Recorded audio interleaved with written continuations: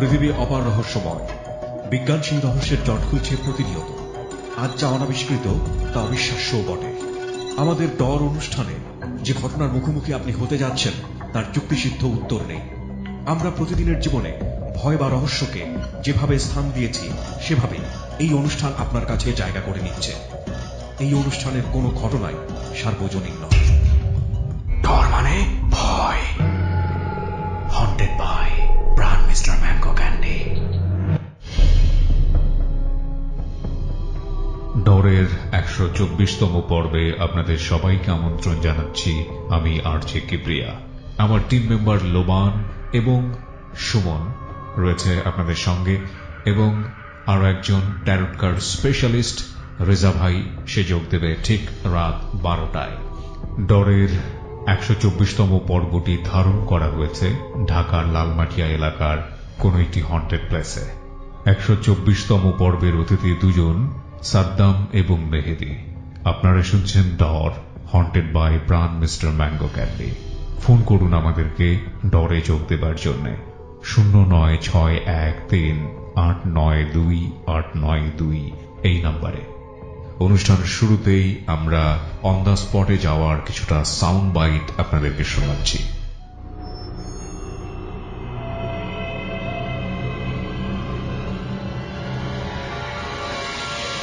ডর মানে ভয়।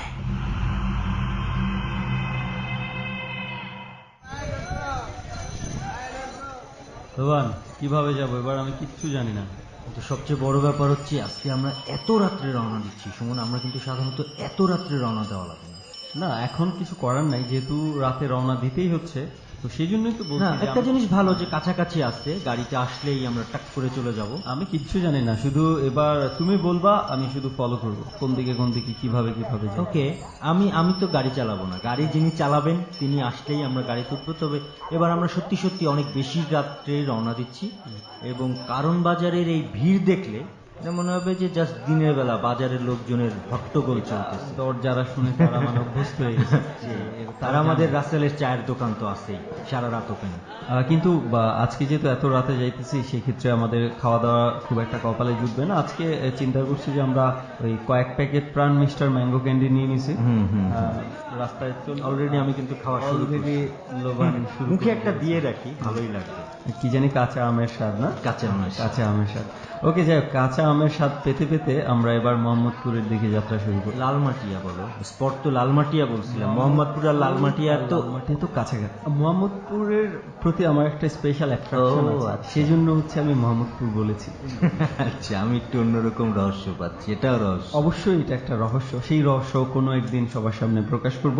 আপাতত চলো, আমরা ড্রাইভারের খোঁজ নিচ্ছি, উনি উপরে আসে, নামবে। আর চলো আমরা ততক্ষণ একটু চা খাই, অন্তত চাটা খেয়েই রওনা দেই। ওকে, চলো।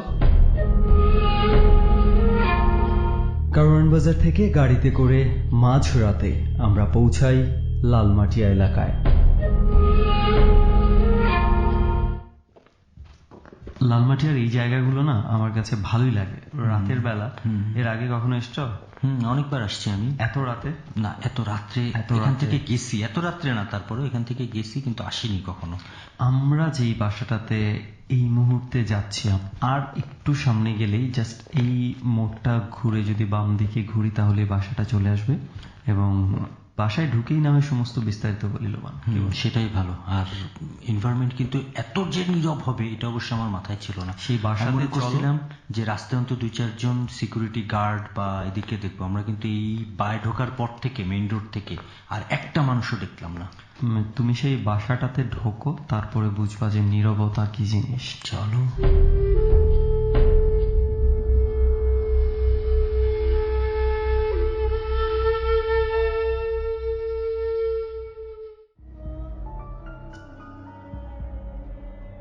আমরা এই মুহূর্তে লালমাটিয়ার একটি বাসায় আছি। পুরো টিম নিয়ে আমরা পৌঁছে গেছি। পুরো টিম বলতে আমি আর যে সুমন আছি, লোবান আছে আমার সাথে, এবং সেই সাথে আজকে দুজন অতিথি রয়েছে যারা তাদের এক্সপিরিয়েন্সগুলো আজকে আমাদের সাথে শেয়ার করবে, এবং সেই সাথে ডরের যে হাজার হাজার শ্রোতা রয়েছে দেশে দেশের বাইরে, এই হন্টেড প্লেসে সবাইকে নিয়ে আসার চেষ্টা করব রেডিওর মাধ্যমে। লালমাটিয়ার যেই বাসাটাতে আমরা আজকে আছি অ্যাজ ইউজুয়ালি আমরা আজকেও পুরো ঠিকানাটা ডিসক্লোজ করতে পারবো না, সেই পারমিশন আমাদের নেই এবং আমরা চাইও না। পুরো দেয়াল দিয়ে ঘেরা এবং পুরো বাসাটাতে অনেক গাছপালা রয়েছে, কিছুটা জঙ্গলের মতো ফিল হতে পারে। এই বাড়িতে মানুষজন বলতে খুবই অল্প, দু একজন মানুষ রয়েছে এবং তারাও নাকি সব সময় থাকে না। তো আজকে আমরা সেই বাড়িতেই কোনো একটা কোণে আমরা ডর ধারণ করব এবং আমরা আজকে যেখানে আছি ঠিক এখান থেকে পশ্চিম দিকে তাকালেই কিছু বাগানের মতো দেখতে পাচ্ছেন আমার সামনে যারা আছেন। আপনারা যখন এক্সপেরিয়েন্স শেয়ার করবেন ওই জায়গাটাতে একটু খেয়াল রাখবেন, সেই অন্ধকার কোণটাতে। এরপরে আমরা বলবো যে সেই অন্ধকারের আড়ালে কি থাকে। ওকে, তো আজকে শুরু করছি ডরের মূল জার্নি। আমার অতিথি যারা রয়েছে তাদের কাছেই চলে যাব। শুরুতে আমি যার এক্সপেরিয়েন্স শুনবো তার পরিচয়টাই নিই।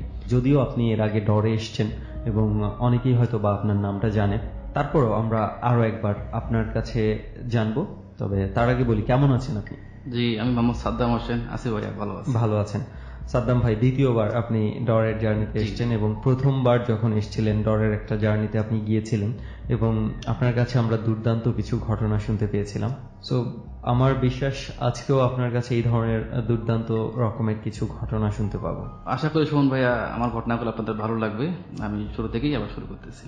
ওকে, আমরা তাহলে প্রথম কোন ঘটনাটা শুনতে যাচ্ছি আপনার কাছে? প্রথমে যে ঘটনাটা বলবো এটা আমার এক বন্ধু বললে ভুল হবে, সে আমার বড় ভাই এবং আমার অনেক কিছু, সে আমার জন্য জীবনে বহুত কিছু করছে। আচ্ছা। তো সে ড্রাইভার, তো সামহাউ ড্রাইভিং করার কারণে তার সাহেব অল ফ্যামিলি সহ কানাডায় সেট হয়ে যায়। তার স্যারে তাকে সবকিছু, তার যেটা প্রাপ্য বেতন সবকিছু বুঝে দিয়ে চলে গেলো। আবার সে ইদানিং বিয়ে করছিল, তো সে আবার উত্তরাই একটি চাকরি পেল এবং যে চাকরিটা জয়েন করলো সেই সাহেবের বাসা ছিল দিনাজপুরে।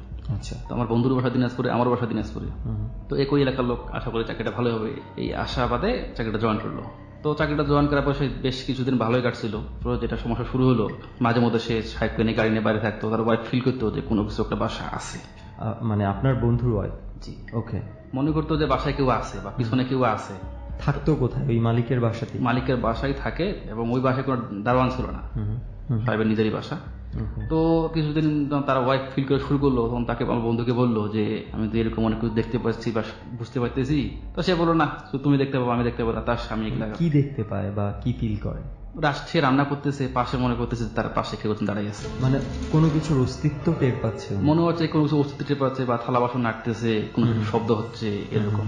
সে যখন গাড়ি নিয়ে বাসায় আসতো রাতের বেলা দেখা যেত সেই গাড়িটা অটোমেটিকলি স্টার্ট হয়ে যেত, নিজের অটোমেটিক পিক আপ বাড়তো এবং কমতো, অটোমেটিক এমার্জেন্সি লাইট জ্বলতো, অটোমেটিক নিভে যেত। এটা তো মানে হয় না যে অনেক সময় কানেকশনের ফল্টের কারণে হতে পারে? কানেকশন লুজের ক্ষেত্রে সাধারণত খুব কম হয়, কারণ দেখা গেল যেহেতু গাড়ি লক করে চাবি টাবি বন্ধ করে পুরো ইঞ্জিন বন্ধ করে সে চাবি উপরে জমা দিয়ে আসে। এইভাবে হয় কেন? ইঞ্জিন পর্যন্ত বন্ধ করে দিয়েছে এবং এগুলা হওয়ার কারণে ওই বাসায় দাঁড়ানো থাকতো না, অনেক দাঁড়ানো ভয় পাইতো। জি, অনেক ভয় পাইতো। আচ্ছা। সাহেবও ভয় পাইতো, এই কারণে বাসাটা 3 তলা ছিল, পুরো বাসায় মানে 2 তলায় সাহেব থাক আর 1 তলা প্রায় খালি থাকতো। তো একদিন যেটা তার আমার বন্ধুর সঙ্গে প্রথম ঘটলো, আগার গায়ে কোনো এক কাজে তার সাহেব গেছে। তো সে বাড়ি ড্রাইভার করে তাকে গাড়ি নিয়ে বাইরে দাঁড়িয়ে আছে। তো তার সাহেব আসে বলল গাড়ি চলো, টান দাও। সে আসার সময় যখন সে জাহাঙ্গীর গেটের কাছে আসে ফোন দেখে তার সাহেবের কি, পরে পিছন দিয়ে ঘুরে দেখা যায় তার সাহেব নাই। এই অবস্থায় সে গাড়িটা ওইখানে ব্রেক করে ওইখানে সেন্সলেস হয়ে যায়। মানে আপনি বলছেন যে উনি ওনার সাহেবকে নিয়ে গাড়ি করে যাচ্ছে, কিন্তু ইন দ্য মিন টাইম আবার ওনার সাহেবেরই ফোন আসছে। জি। এবং উনি দেখে যে তখন গাড়িতে আসলে সাহেব নাই। না। কিভাবে সম্ভব এটা? আমি কোনো মোটিভ খুঁজে পাইনি। তারপর সে ওইখানে সেন্সলেস হয়ে যায়। পরে ট্রাফিক পুলিশটা সে গাড়িটাকে সাইডে নিয়ে তার আইডি কার্ড, তার নাম্বার দেখে ফোন কন্ট্যাক্ট করে সাহেবের সঙ্গে সেই গাড়িটা সেই জায়গাটা বিপদে সে বাঁচে গেল। তার মানে ওই দিন কি সাহেব নিজে পরবর্তীতে গেছে? জি। ওই ড্রাইভারকে উদ্ধার করতে? জি। ওকে। পরে সেদিন তার মানে গাড়িতে ওনার সাহেব ওঠেই নাই? না। পরে এটা নিয়ে অনেক তদন্ত হয়, কথাবার্তা হয়। তার সাহেব আগে একটু রাগ দেখায়, হ্যাঁ তুমি আমাকে ছাড়ে চলে আসছো। সে বললো স্যার আমি আপনাকে ছাড়ে চলে আসিনি, আপনি গাড়িতে উঠছেন, আমি গাড়িটা আনি দিছি, অথচ মাস্টার সাথে দেখে আপনি গাড়িতে নাই। আচ্ছা। পরে এরকম সে অনেক ঘটনা ফেস করতো। তার ওয়াইফ সাহেবের বাসায় ফ্রিজে দুধ রাখতো। একদিন তার ওয়াইফ 2 তলা থেকে দুধ আনতে গেছে, দুধ নিয়ে রুম থেকে বাইরে হচ্ছে সন্ধ্যার সময়, দেখে যে সিঁড়ির মধ্যে একটা মানে বাচ্চা 12-13 বছর হবে বাচ্চা দাঁড়িয়ে আছে। তার ওয়াইফের দিকে চিৎকার করে মানে সিঁড়ি থেকে পড়ে যায়, সেন্সলেস হয়ে যায় এবং তার ওয়াইফ একটু আহত হয়। এবং বাচ্চাকে ওই বাসায় কোনো বাচ্চা ছিল না? বাসায় কোনো বাসা ছিল না ওই। এবং বাসাও তো সিকিউর, যে কেউ ঢুকতে পারে না? না, বাসা খুব সিকিউর বাসা ছিল।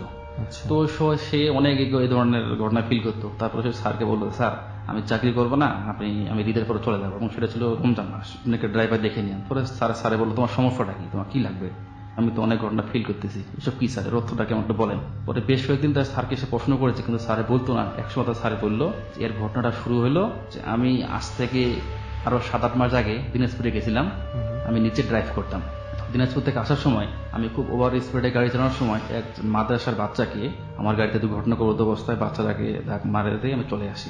তো সেই অ্যাক্সিডেন্টের পর থেকে ওনার বাড়িতে এই ধরনের ঝামেলা, গাড়িতে এই ধরনের ঝামেলা দেখা দিয়েছে, এবং বাসাতে আপনি যেটা বললেন যে বাচ্চার উপস্থিতি টের পাওয়া যায়, জি। ওই ঘটনার পর থেকেই হচ্ছে। ওকে। তো এক সময় সেই সিদ্ধান্ত নিয়ে নিল যে আমি চাকরিটা করবো না।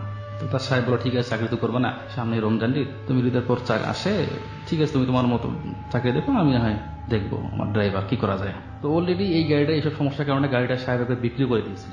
সাহেবেরই অফিসের কলিগ কিনছিল, তারাও গাড়িটা বেশি ইউজ করতে পারে নাই, ফেরত দিয়েছে। অবশেষে স্যারের কাছেই গাড়িটা ফেরত আসতে বাধ্য হয়েছে। আচ্ছা। এবং সাহেবের 2টা ছেলে, কাজের মেয়ে আর ড্রাইভার, তারা দিনাজপুরের উদ্দেশ্যে রওনা দিল। তো দিনাজপুরের উদ্দেশ্যে রওনা দিল, বগুড়া পর্যন্ত ভালো গেল। বগুড়া পাড়ে যখন তারা দিনাজপুরে ঢুকে গেছে, হাকিমপুর হিল চলে গেছে, তারপর থেকে দেখতে গেছে যে রাস্তায় একটা শ্যাডো, কখনো একটা বড় আকৃতির বিড়াল। কিন্তু সাধারণত বিড়াল এত বড় হয় না, কোনো ড্রাইভার কিন্তু চায় না যে একটা পিঁপড়া পর্যন্ত মারি।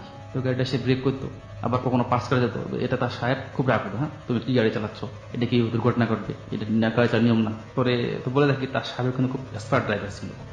পরে তার সাহেব বলল ঠিক আছে তুমি বসো, আমি গাড়ি চালাচ্ছি। পরে তার সাহেব যখন গাড়িতে উঠলো, সে পাশের সিটে বসে থাকলো। তো সাহেব একটা কাজ করতে শুরু, যেখানটি ওই শ্যাডোটাকে দেখতে পাচ্ছিল সেদিক দিয়ে গাড়ি নিয়ে যাচ্ছিল। পরে এই জন্য ম্যাডামও খুব চিৎকার করতেছে যে তুমি ভাই গাড়ি চালাচ্ছ কেন, যে কোনো একটা মোটা দুর্ঘটনা করতে পারে। স্যারে বললো যে না কিছু হবে না। শ্যাডো দেখা যেত কিসের মধ্যে? রাস্তায়? রাস্তায়, গাড়ির সামনে, ঠিক গাড়ির সামনে। আচ্ছা আচ্ছা।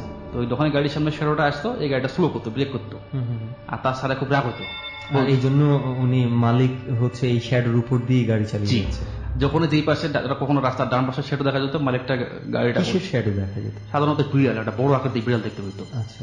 বড় আকৃতির বিড়ালটার দিকে কখনো ডানে যেত, কখনো বামে যেত, আবার ডানে যেত। পিছনে ম্যাডাম চিন্তা করতেছিল তুমি গাড়ি চালাচ্ছ কেন, তোমার মাথা গরম আগে চোখে দাও। সে বলল না আজকে একদিন কি আমার একদিন। শেষ পর্যন্ত একটা দুর্ঘটনা ঘটেই বসলো যে দিনাজপুর থেকে ঢাকামুখী এক বাস আসতেছিল, এবং স্যারে এই শ্যাডোটা ঠিক বাসের কাছাকাছি আসায় স্যারে মনে করছিল যে ওই শ্যাডোটা গায়ের পর দিয়ে ক্রস করে বাসটাকে ক্রস করে চলে যাবে, কিন্তু বাসটা আসে মানে এমন ভাবে গাড়িটাকে মার দিয়ে দেয়, বড় গাছের সঙ্গে বাড়ি খায়। এবং সাহেবের 2 ছেলে, কাজের মেয়ে জায়গায় ডেট। পুরো ফ্যামিলি দেখা যায় শেষ। হ্যাঁ অলরেডি এটা তো বিভিন্ন পত্রিকায় প্রকাশিত হয়েছে 2011 সালে, দেশে বাড়িতে ঈদ করতে যাওয়ার সময় অল ফ্যামিলি জায়গায় ডেট। আচ্ছা, ওই সময় পুরো পত্রপত্রিকায় এসেছিল ঘটনাটা। আচ্ছা। তো আর ড্রাইভারের কি হলো? ড্রাইভার গাড়ির জানালা খুলে সে ছিটকে বাড়ি যায়, গাছের সঙ্গে বাড়ি খায়। বাড়ি খেয়ে আপনার তো ভিডিওটা দেখালাম আমি যে আসছে। হ্যাঁ, একটা ভিডিও আমরা দেখেছি সাদ্দাম ভাইয়ের কাছে, ভিডিওটা আমাকে দেখিয়েছে, এবং যে ড্রাইভারের কথা উনি বলছে মানে বেঁচে আছে কিন্তু আসলে পঙ্গু অবস্থায় বেঁচে আছে আর কি। সেই ভিডিওটা কখনো সুযোগ হলে, অতিথিরও যদি আপত্তি না থাকে, এই ভিডিওটা আমার যে পেজ রয়েছে, ফেসবুক পেজ www.facebook.com/rjsuman. ওই পেজে আমি ভিডিওটি আপলোড করে দিব এক সময়, চাইলে আপনারা ওখান থেকে দেখতে পারেন। তো এখন গাড়িটার কি অবস্থা? বাসটা এমন ভাবে গাড়িটাকে মারি দিছে যে শেষ পর্যন্ত ফায়ার সার্ভিসের উদ্ধার কর্মীরা এসে স্যারের হাত পা কাটে বাইর করতে হয়েছে। গাড়ির স্টেজিংটা পুরো সাহেবের বুকে চলে গেছে, সাহেবের পিছনে ছিল সাহেবের 2 বাচ্চা, কাজের মেয়ে, জায়গায় ডেট। ড্রাইভার তো দরজা কেমন ছিটকে বাড়ি চলে গেছে, আর ম্যাডাম জীবিত ছিল। পরে ম্যাডামকে দিনাজপুর মেডিকেল কলেজ থেকে আনার পর ঢাকায় কিছুদিন থাকার পর ম্যাডাম মারা যায়। এই গাড়িটা দিয়ে হচ্ছে ওই যে একটা বাচ্চা অ্যাক্সিডেন্ট করেছিল গাড়ির মালিক। জি। এবং সেটা কি এই রাস্তাতেই? ওই রাস্তাতেই। জানি না আদৌ কানেকশন আছে কিনা, মনে হচ্ছে যে এখন কিছু একটা কানেকশন হতে পারে। যে রাস্তাতে উনি একটা দুর্ঘটনা ঘটিয়েছিলেন, একটা বাচ্চা মারা গিয়েছিল আনফরচুনেটলি, অনিচ্ছাকৃত, কিন্তু পরবর্তীতে ঠিক ওই জায়গাতেই পুরো ফ্যামিলি সহ তারই মৃত্যুবরণ করতে হয়, তাও কঠিন ভাবে। জি। হয়তো ঘটনাটা শুনে অনেকের কাছেই অনেকটা কাল্পনিক মনে হতে পারে, কিন্তু আসলে বিষয়গুলো তো এরকমই, যেখানে আসলে কোনো লজিক বা এই ধরনের কোনো কিছু কাজ করে না। অপমৃত্যুগুলোর ক্ষেত্রে বলা হয় যে এই ধরনের মৃত্যুর ক্ষেত্রে যে শরীরের মায়া ত্যাগ করতে পারে না, তারা কোনো একটা শরীর চায়, কোনো না কোনো ভাবে সেই শরীর আশ্রয় করে থাকতে চায়। তারপর ভাইয়া একটা দুঃখের বিষয় যে এই দুর্ঘটনার পর তার ওয়াইফ তাকে ডিভোর্স দিয়ে চলে যায় অন্য জায়গায়। আমি জানি না এর নেক্সট ফিউচার কি আছে, তবে সুস্থ হোক, আমরা দোয়া করতে পারি এতটুকু। সবার কাছে দোয়া চাচ্ছি তার জন্য। আচ্ছা সাদ্দাম ভাই, আরো কিছু ঘটনাও আপনার কাছে আছে বলে শুনেছি। আমরা একটু এবার পরবর্তী ঘটনার দিকে যেতে চাই। জি, আমি এখন নেক্সট যে ঘটনা বলবো সেটা আমার এক বড় ভাই, আমাদের এই এলাকায় বাসা। তো সে স্বাস্থ্য অধিদপ্তরের যে কোনো সরকারি গাড়ি চালাতো, অ্যাম্বুলেন্স চালাতো। তার সঙ্গে আমার হসপিটালে পরিচয়। সে কিন্তু বিশাল লম্বা, 6 ফুটের মতো লম্বা, অনেক চুল দাড়ি টাড়ি রাখিয়ে দিয়েছে, শুকনো চেহারা। আমার দেখে তাকে আমি প্রথমে চিনতেই পাইনি, কিন্তু সে আমাকে চিনতে পেয়েছে। তারপর বললাম, ভাই আপনি এখানটে কি খবর, কেমন আছেন? বলছে খুব ভালো। চা খাওয়ার সময় তার একটা খেয়াল করলাম তার গলায় 3টা তাবিজ আর কাক। কাক কিন্তু সাধারণত 2 ধরনের, একটা ছোট, তার গলার পাশে দাঁড় কাক থাকে, আর একটা বড়, পুরোটাই ব্ল্যাক। সেই কাকের ঠোঁট আর 3টা তাবিজ তার গলার মধ্যে। আমাকে এটা দেখে আমি তার সঙ্গে মজাও করতে যে, ভাই কি ব্যাপার, আপনি এগুলো রাখতেছেন, আপনার কি সন্ন্যাসী হওয়ার ইচ্ছা আছে নাকি? সে বললো যে, ভাই বহুত কষ্টে রাখতেছে, কেউ সহজে এগুলো রাখে। তারপর তার কাছ থেকে আমি বিস্তারিত ঘটনা শুনলাম। সে বললো যে বগুড়ায় কোন এক সরকারি বড় হসপিটালে সেই অ্যাম্বুলেন্স চালাতো। অ্যাম্বুলেন্স চালাতো, সেই সেখানে তার ওয়াইফ সরকারি কোয়ার্টারে থাকতো। তো অ্যাম্বুলেন্স চালাতে একসাথে ছিল, বসার সময় এক ডেড বডি নিয়ে যাওয়ার জন্য তাকে অফিস থেকে কল করা হয়। তো সে বললো ঠিক আছে, আমি বিকালবেলা আসে সন্ধ্যার সময় ডেড বডিকে রাখে আসবো। তো তারপর সে আসলো, আসার পরে দেখলো যে ডেড বডি এবং তার পাশে তার ওয়াইফ কান্নাকাটি করতেছে। তো হসপিটালের সিস্টার থেকে জিজ্ঞাসা করলো, তো সিস্টার বললো যে এই লোকের ছেলে আসছিল, আর ছেলে এসে তাকে ভর্তি করে চলে গেছে, আর পরে কোনো খোঁজ খবর নিতে আসেনি। তো যে অ্যাড্রেস দেওয়া আছে এই অ্যাড্রেসে ডেড বডিটাকে পৌঁছে দিতে হবে। পরে সেই ড্রাইভার নিজে সেই বয়স্ক মহিলার কাছে গেল এবং যা বললো, চাচি আপনি যদি আপনাকে নিয়ে যায় আপনি অ্যাড্রেসটা বলতে পারবেন? মহিলা বললো, হো বাবা পারবো, তাদের তো একটা গভর্নমেন্ট ফি আছে। সে বললো, চাচি পয়সা ফেলতে পারবেন? সে বললো, মহিলা বললো, জি বাবা, আমি বাসায় গেলে পয়সা দিতে পারবো। তারপরে সেই অ্যাম্বুলেন্সটা সেখানটা এসে রাখলো। রোড বয়রা তাদের ডেড বডি গাড়িতে তুললে, মহিলা গাড়িতে উঠলো। সে গাড়িতে উঠলো, গাড়িতে উঠার পর কেমন ফিল করতেছে গাড়িটা গরম। তো ঠিক আছে, মানে শুধু এই ডেড বডি আছে গাড়িতে, আর ওনারা 2 জন, আর ডেড বডি আর ওই মহিলা। জি জি জি, ওই মহিলা কথাবার্তা কমে বলতেছিল, হুম হুম করে কান্নাকাটি করতেছে গাড়িতে। সময় বগুড়া থেকে একটু গ্রাম সাইডে মোকামতলা বলে যে রাস্তায়, তো মেইন রাস্তার সঙ্গেই পাশে মাঝখানে হয়তো 20-25-30টা বাড়ি হবে এই ধরনের। শুধু গাড়ি যেতে পারে না, মানে একটা ভ্যান রিক্সা চলাচল করতে পারে এই ধরনের রাস্তা। তো সেই দিন ভাগ্যক্রমে তার সঙ্গে কেউ যায়ও নাই। সেই গাড়িটাকে, ওই মহিলাকে এবং ডেড বডিটাকে গাড়ির মধ্যে রেখা গাড়িটা ইমার্জেন্সি লাইট দিয়ে, আর গুটি গুটি বৃষ্টি পড়তেছে। সে আসছে ছেলেটাকে তার বাসায় আসে, টিনের দরজা ঠক ঠক করে টিনের দরজা নক করতেছে। এক বাসা নক করলো, অনেকক্ষণ ধরে কোনো আওয়াজ নাই। পরে সে আরেক বাসায় গেল, বললো কে? সে বললো, ভাই আমি অ্যাম্বুলেন্সের ড্রাইভার, ডেড বডি নিয়ে এসে আপনার বাবা, আপনি শাহিন ভাই বলতেছেন? বলে, শাহিন ভাই না, সেটা ছোট ভাই। বলে, ঠিক আছে, আপনার বাবা ডেড বডি নিয়ে আসছে, আপনারা উঠেন। তার ওয়াইফ সবাই উঠে আসলো এবং আশপাশে সবাইকে ডাক দিল, সবাই রীতিমতো উঠে গেল। তারপর সেটাই বললো, আপনার বাবা হসপিটালে ভর্তি করে রেখে আসছেন, আপনার মা গাড়িতে কান্নাকাটি করতেছে, আপনারা 2 দিন হয়ে গেলো কোনো খোঁজ খবর নিচ্ছেন না।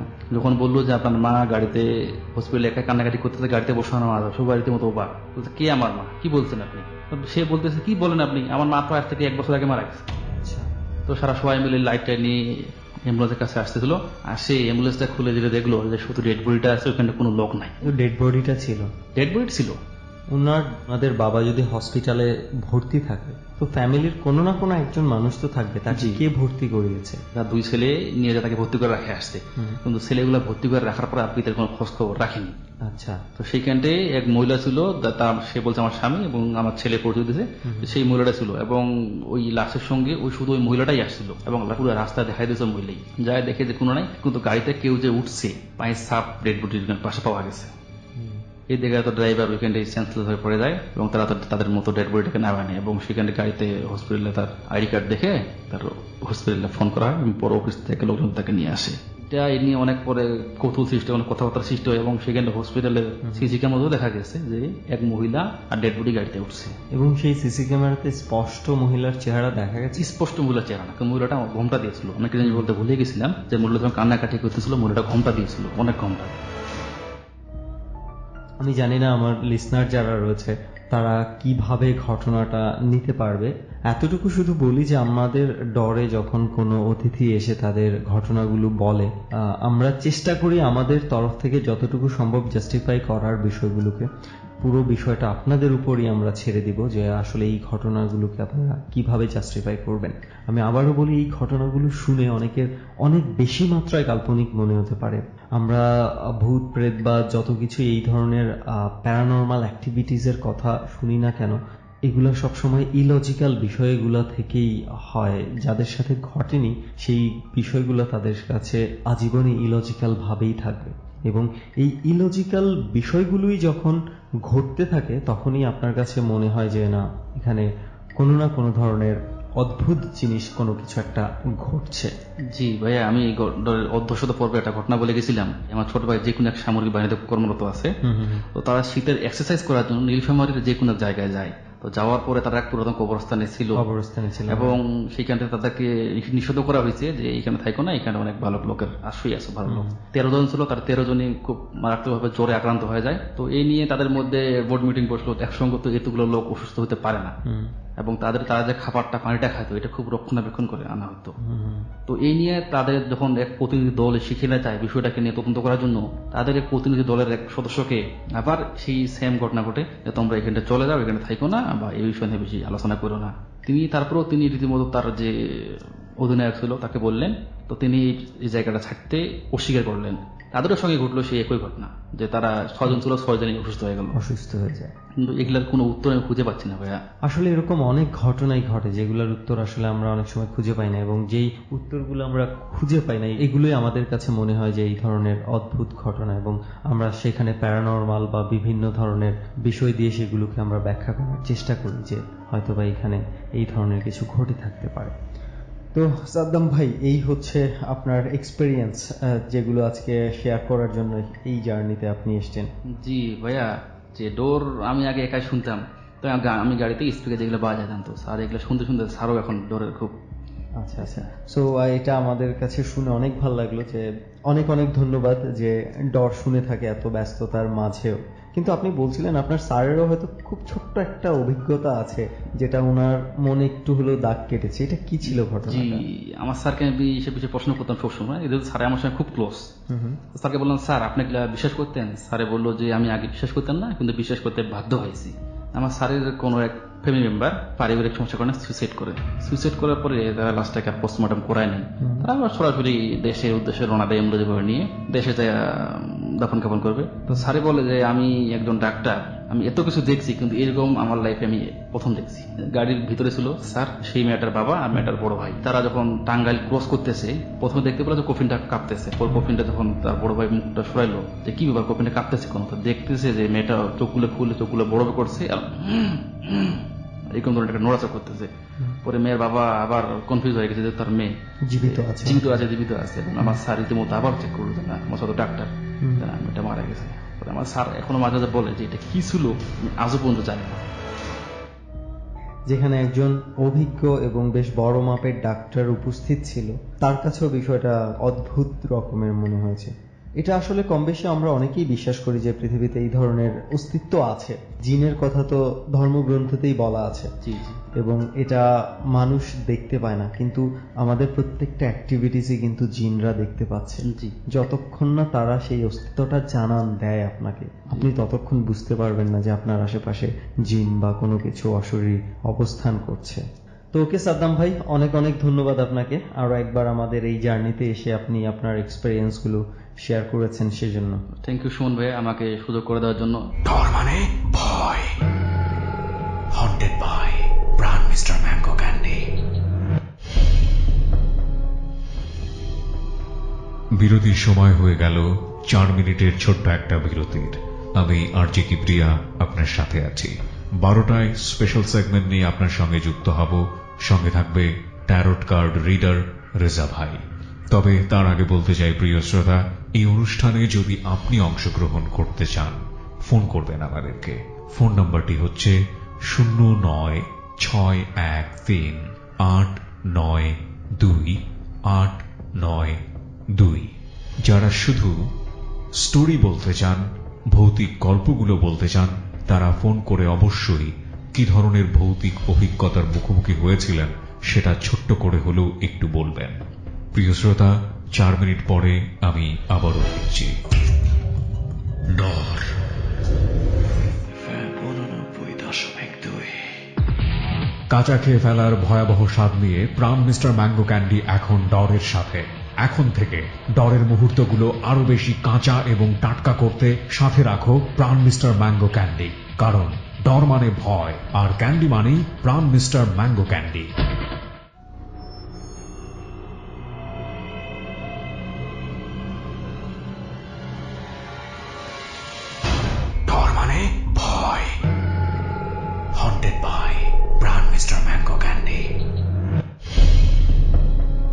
শীতের এই রাতে যারা আমাদের সঙ্গে জেগে আছেন তাদেরকে আরো একবার মনে করিয়ে দিচ্ছি, ডর শুনছেন আপনি এবিসি রেডিও FM 89.2-তে।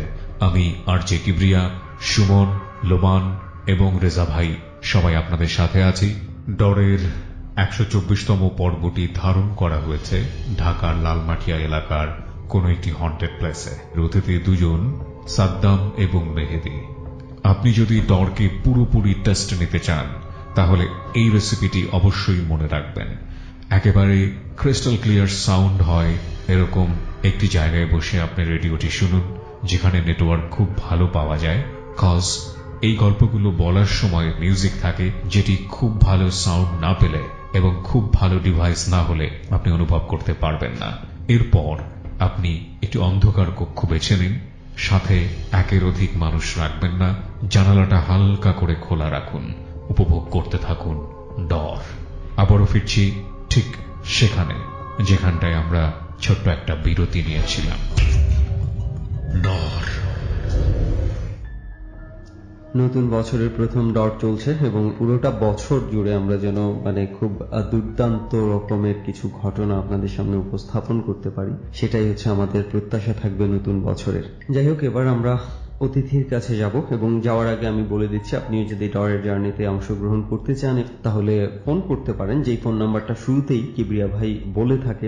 সেখানে আপনি আপনার ঘটনার কথা বলতে পারেন এবং আপনার বর্তমান অ্যাড্রেসটা অবশ্যই বলবেন। সেই সাথে যেই ফোন নাম্বার দিবেন সেই ফোন নাম্বারে যেন আপনাকে পাওয়া যায় এরকম একটা ফোন নাম্বার আশা করি আপনারা দিবেন, তা না হলে কিন্তু ডর টিম আপনাদের সাথে যোগাযোগ করতে পারবেন। ফেসবুকের থ্রুতেও যোগাযোগ করতে পারেন, www.facebook.com/rjsumon.dor। স্পেলিংটা বলে দিচ্ছি, SUMAN হচ্ছে স্পেলিং, তারপর একটা ডট DOR। এই ঠিকানায় আপনি আমার পেজটি পেয়ে যাবেন। এখানেও আপনি আমার সাথে যোগাযোগ করতে পারেন, আপনি ডরের কোনো একটা জার্নিতে অংশগ্রহণ করতে পারবেন। সো চলুন, আমাদের যে অতিথি আছে এই মুহূর্তে তার পরিচয়টা আগে জানি। আপনার নাম কি? জি সুমন ভাই, আমার নাম হচ্ছে মোহাম্মদ মেহেদি হাসান। মেহেদি হাসান, জি। আর কি করেন আপনি? আমি মাদ্রাসায় পড়াশোনা করি, আমি হিফজ কমপ্লিট করছি, অর্থাৎ আমি একজন হাফিজ। ওকে, তো মেহেদি ভাই আমরা এক্সপিরিয়েন্সের দিকে যাই। কি ধরনের এক্সপিরিয়েন্স আপনার ঘটেছে? আমি 2012-এর দিকে পুরান ঢাকায় একটা মাদ্রাসায় পড়তাম। মাদ্রাসার বাড়িটা ছিল খুব পুরনো টাইপের আর কি। আচ্ছা। মাদ্রাসায় পড়াকালীন সময় আমি হঠাৎ একদিন অসুস্থ হয়ে যাই আর কি। তখন আমি হাফেজ হইনি আর কি, শেষের দিকে। তো আমি কিছুদিন যাবত অসুস্থ থাকার কারণে থাকি আলাদা একটা রুমে, আর পড়ার রুম আলাদা, খাওয়ার রুম আলাদা, সবই আলাদা। একতলা হচ্ছে পড়ার রুম, 2 তলায় খাওয়ার রুম এবং যারা অসুস্থ থাকে তাদের রুম আর কি। আমাদের মাদ্রাসায় অন্ধকারই থাকে সব সময়, বেশি অন্ধকার থাকে সব সময়, লাইট জ্বালাইতে হয়, আলো বাতাস খুব একটা নাই। হ্যাঁ, রাইট। জোহরের নামাজের পরে খাওয়া দাওয়া করলাম, খাওয়া দাওয়ার পরে মূল আমাদের পড়ার সময়টা আর কি। সবাই পড়তে গেছে, তো আমি একা রুমে। এখন আমার টয়লেটের প্রয়োজন পড়ছে, তো শুধু বাবুর্চি আছে, বাবুর্চির রান্নাঘর হচ্ছে আরেকটু দূরে। টয়লেট হচ্ছে আমাদের রুমের অনেক শেষের দিকে একটা বড় টয়লেট। হঠাৎ লোডশেডিং হইলো, টয়লেটে যাওয়ার জন্য টর্চ নিলাম। তো টয়লেটে ঢোকার সময় ফিল করলাম যে আমার পেছন দিক থেকে একটু বাতাসের মতো কিছু একটা গেল, আমি অনুভব করলাম আর কি। টয়লেটে সারলাম, তারপরে আমি যখন দরজাটা খুললাম টয়লেটে, তখন আমার পিছ থেকে মনে হলো কে যেন আমাকে ধরছে আর কি, আমার কাঁধের উপরে। সাথে সাথে ধরার পরই ঘুরায় ফেলাইছে। আমি হঠাৎ ভয় পেয়ে গেলাম, হঠাৎ কে এরকমই। টয়লেটে তো আমি একা, আমি উপরের দিকে তাকাতে চেষ্টা করলাম, আমার মাথাটা উপরে প্রচুর পরিমাণ একটা ভারী একটা জিনিস দেওয়া, এরকমই মনে হলো। আমি আর উপরে তাকানোর সুযোগ পাইলাম না, আমার গলার মধ্যে একটা হাত চলে গেল। হাতটা চলে গেল বলতে আপনার হাত নাকি? না, অন্য কেউ আমাকে হাত দিয়ে একেবারে উপরে উঠায় ফেলাইছে। আমি তো সূরা কিরাত কিছু পড়তাম, কিন্তু এই সুযোগটা আমি পাইনি। আমার বাম হাতের উপরের দিকে আমাকে একটা আঁচড় দিল, এখানে এখনো 5টা দাগ বসে আছে। আজ থেকে 3-4 বছর আগে এখনো 5টা দাগ। এরকমের করে আমি চিল্লাচিল্লি করার চেষ্টা করলাম, সাথে সাথে আমাকে টয়লেটের দরজাটা খুলে আমাকে বাইরে ফেলে দিল। তো বাইরে ফেলে দেওয়ার পর আমি আমাদের ট্রাঙ্কগুলো থাকে বিছানাপত্র রাখার জন্য, সেই ট্রাঙ্কের উপরে আমি হাত দিয়ে জোরে জোরে থাপড়াচ্ছি, কারণ আশেপাশে কেউই নেই, শব্দ শুনে যদি কেউ আসে আমাকে হেল্প করার জন্য। তো বাবুর্চি ছিল আমাদের, বাবুর্চি রান্না করতেছিল, বাবুর্চি শব্দ পেয়ে চলে আসলো। বাবুর্চি এসেই সাথে সাথে আমার চেহারা দেখলো, আমার চেহারার চোখ দুটো ছানা বড়া হয়ে গেল, এবং নিচের ঠোঁটটা একেবারে নিচে ঢলে পড়লো, মুখ দিয়ে রক্ত বের হচ্ছে আর হাত দিয়েও রক্ত বের হচ্ছে। পৃথিবীটা একেবারে আমার কাছে অন্ধকার লাগতেছে, যে আমি কিছুই দেখতে পারতেছি না, কি হইলো আমার সাথে।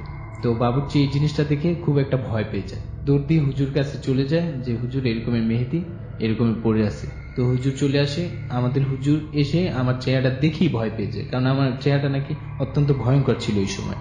আমাদের বড় হুজুর, তাদেরকে আমরা মুহতামিম বলি মাদ্রাসায় ভাষায় আর কি। তো মুহতামিম সাহেব চলে আসছে, উনি এসে আমাকে পানি ছিটা দিল, তো আমার চেহারা স্বাভাবিক হয়ে গেল। তো তারপর আমার কাছে ঘটনাটা জিজ্ঞেস করলো, কিন্তু আমি বলতে পারলাম না। আমি চেষ্টা করতেছি বলার জন্য, কিন্তু আমি বলতে পারি না, আমার মুখ দিয়ে শর্ট কথা বের হচ্ছে না। এরকমের প্রায় ঘন্টা 4-5 আমি কোনো কথাই বলতে পারিনি। পাশে একটা ইমাম সাহেব ছিল, মসজিদের ইমাম সাহেব, পড়া পানি দেওয়ার পর আমি আমার এই ঘটনাটা সবার সাথে শেয়ার করতে পারছি আর কি। এই ছিল আমার ঘটনা।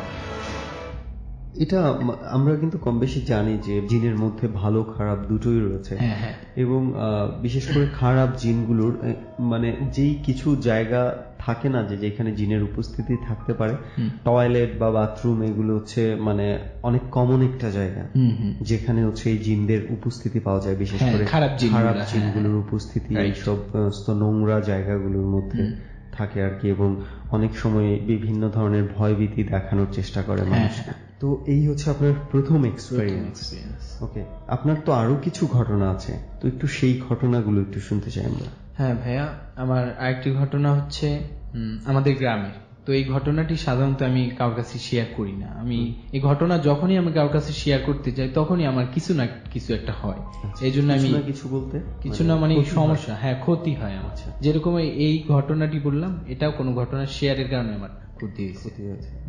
মাদ্রাসায় ঢাকায় পড়াশোনা করি, গ্রামে খুব কম যাই। তো গ্রামে গেছি, মসজিদে নামাজ পড়তে গেলাম, এশারের নামাজ সেরে আমি বাড়ি ফিরছি আর কি।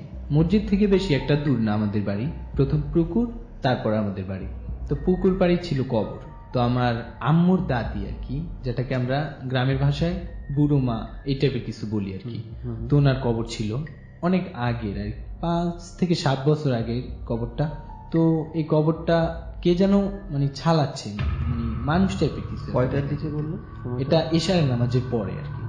তো গ্রামগঞ্জে নীরবতা থাকে, তো এশার পরে আর কি মানুষ টাইপের কিছু একটা এই কবরটা ছালাচ্ছে, মানে হাত দিয়ে মাটি আঁচড়াচ্ছে আর কি। তো এরকমের একটা কাহিনী আমি দূর থেকে দেখলাম, দেখে একটু সামনে যাওয়ার চেষ্টা করলাম। তো সামনে আমার পাটা আগাচ্ছে না, কারণ খুব ভয় করতেছে আমার, একা ছিলাম আমি। দূর থেকেই দেখলাম স্পষ্ট যে উনি এরকমের আঁচড়াচ্ছে কিছু একটা মাটি। তো আমি চলে গেলাম কিছু না বলেই, একেবারে নিচে তাকায়। তো আমি শুয়ে পড়লাম। তো শুয়ে পড়া কাউকে বলেন না, বাসায় কাউকে বলিনি। আমি স্বাভাবিকভাবে খাওয়া দাওয়ার পরে ঘুমায় গেছি আমার রুমে। তো সকালে উঠে আমি কাউকে না বলি আমি কবরস্থানে চলে গেলাম। কবরস্থান ওই দিন ফজরের নামাজে আমি যেতে পারিনি, আমার খুব একটা ভয় কাজ করছিল, এই জন্য আমি ঘরে নামাজ পড়ে নিয়েছি। সকালবেলা একটু আলো হয়েছে, তখন আমি গেলাম। যাওয়ার পরে আমি দেখলাম যে রাত্রে যে আঁচড়াচ্ছে ওইরকম আঁচড়ের দাগ স্পষ্ট আছে, এমনকি কবরটাও একেবারে আঁচড়াইতে একেবারে ভিতর দেখা যাচ্ছে আর কি। ভিতর কিছু নাই, তারপর দেখা যাচ্ছে অনেক আগের কবর। তো আশেপাশের অন্য কোনো কবরে এই ধরনের চিহ্ন আছে না? আশেপাশে অন্য কোনো কবরে শুধুমাত্র এই। তো আমাদের গ্রামের লোকেরা বলল যে এরকমের কোনো মানে কবর ছালানোর কোনো ঘটনা ঘটেনি। না, মানে লাস্ট চুরির ঘটনা এই টাইপের কিছু।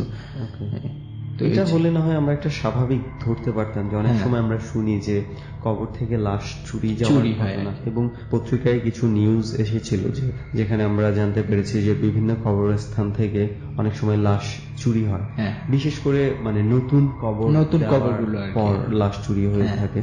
কিছু প্যারানর্মাল বিষয় ঘটতে পারে, আবার কিছু অনেক সময় যেটা হয় যে গ্রামের মধ্যে দেখা যায় যে নতুন কবর দেওয়ার পর শেয়াল বা এই ধরনের মানে আশ্রয় তোলার চেষ্টা করে। আবার অনেক সময় মানুষ খুব বাজে ইন্টেনশন থেকে বিভিন্ন অর্গান নেওয়ার জন্য বা বিভিন্ন ধরনের কুফরি করার জন্য এই কবর খুঁড়তে চায়। আগে যেহেতু এই ধরনের কোনো ঘটনা ওই কবরে একবারও ঘটেনি এবং এই প্রথম আপনি দেখেছেন একবার, সো বিষয়টা কিছুটা হলেও আমার কাছে মনে একটু অন্যরকম অদ্ভুত একটা ঘটনা। তো আর কোন ধরনের কোনো এক্সপেরিয়েন্স কি আছে আপনার শেয়ার করতে আমার সাথে? সেটা হচ্ছে আমাদের গ্রামেরই আরেকটা ঘটনাই।